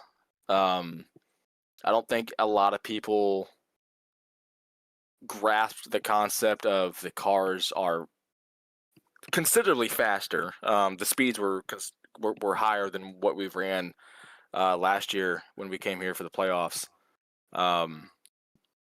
It was more difficult to attempt to make the corner just because we were carrying so much speed that we had to back up our entries more, which I think played a role not only in Tristan winning the race, but a lot of people, the top five just being flipped between our regulars like Morton and Rainey and JJ. I think a lot of it got flipped, and they were not expecting it to be that difficult to drive. And it seemed like there was a lot of trial and error from a lot of drivers early on in stage 1 and 2 with different strategies and tire runs and being aggressive, kind of pulling off, and we saw a lot of changing within positions. We saw a lot of people kind of staying stagnant mid-pack, and do you feel like from the ones who were here last year at Kansas, especially for the playoffs, that it was a big difference from those returning from season 2? Yeah, just because a lot of the drivers that showed up for the test, I mean, we only had about 5 or 6 drivers show up for the test on Wednesday. Excuse me, I'm tired. I only raced half the race, so I'm pretty exhausted here.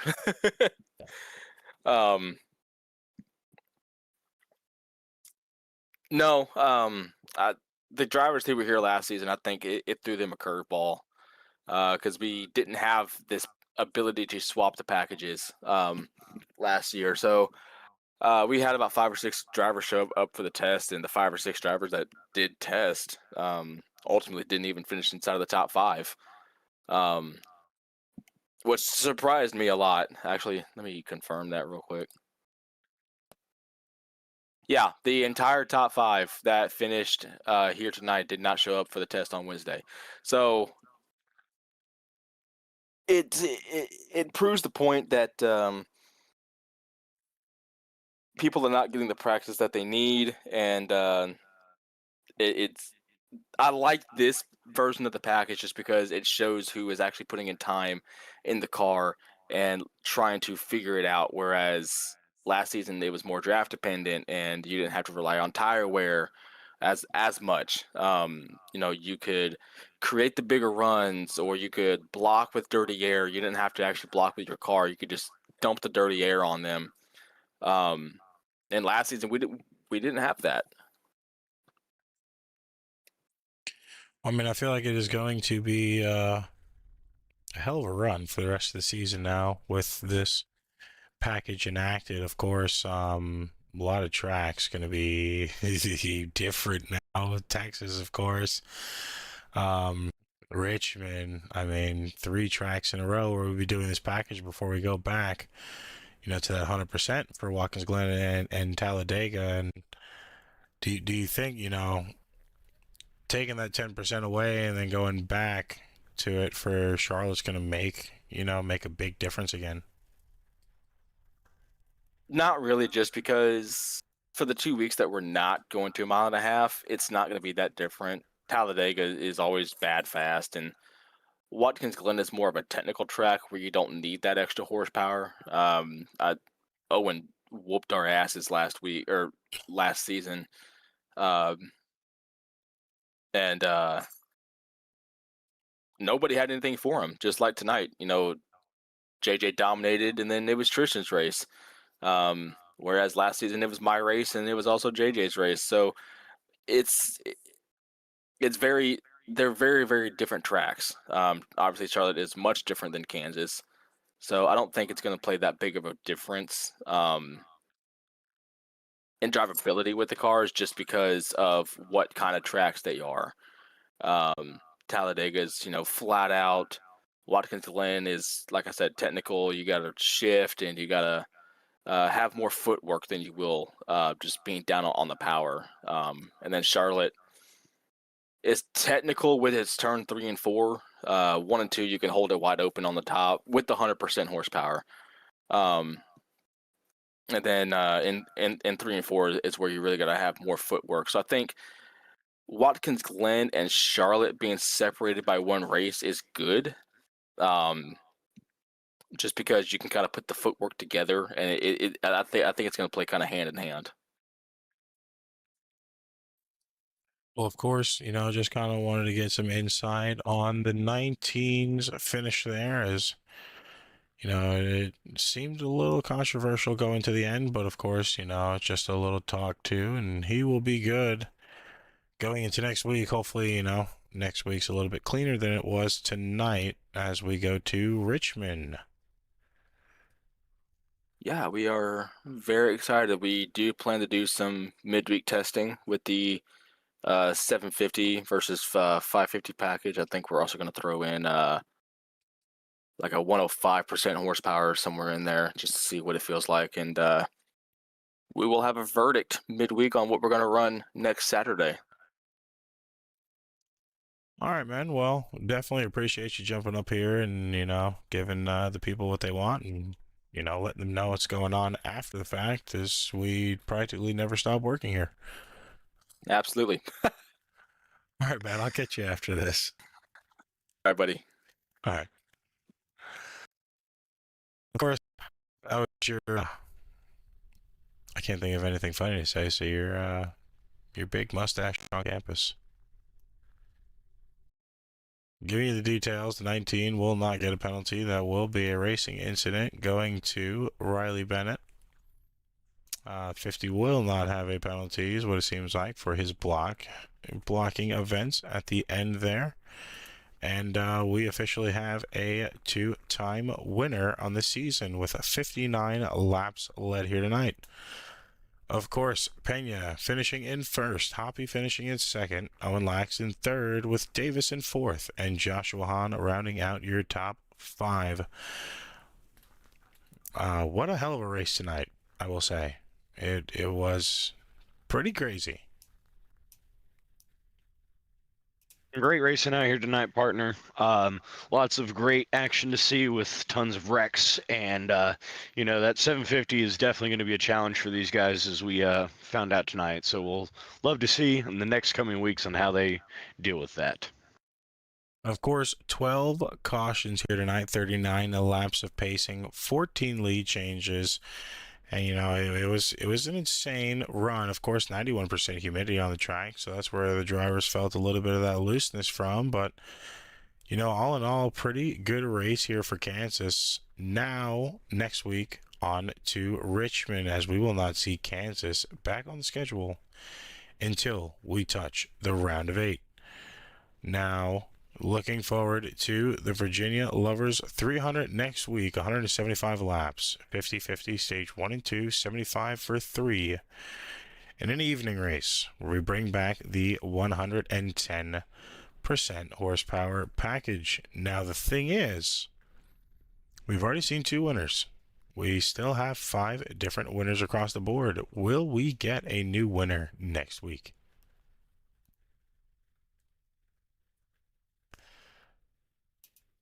Of course, this is going to be the biggest question going into next week. So make sure you check us out. If not, we have times earlier. American Stock Car Racing League on Mondays. 9:05 p.m. for your green flag. Right time ARCA on Wednesdays, with the Truck Series on Thursdays. Then, of course, NARAS Truck Series on Fridays, with the Gen 6 Cup cars for their final season on Saturdays. It has been a pleasure, as always, to call the race from start to finish, as it was an insane finish for not only us, but for you guys tonight. Definitely on behalf of the NARAS Cup Series and the American Asphalt Racing Network, I would like to thank you guys for tuning in here tonight. Of course, partner, appreciate you jumping up here as always.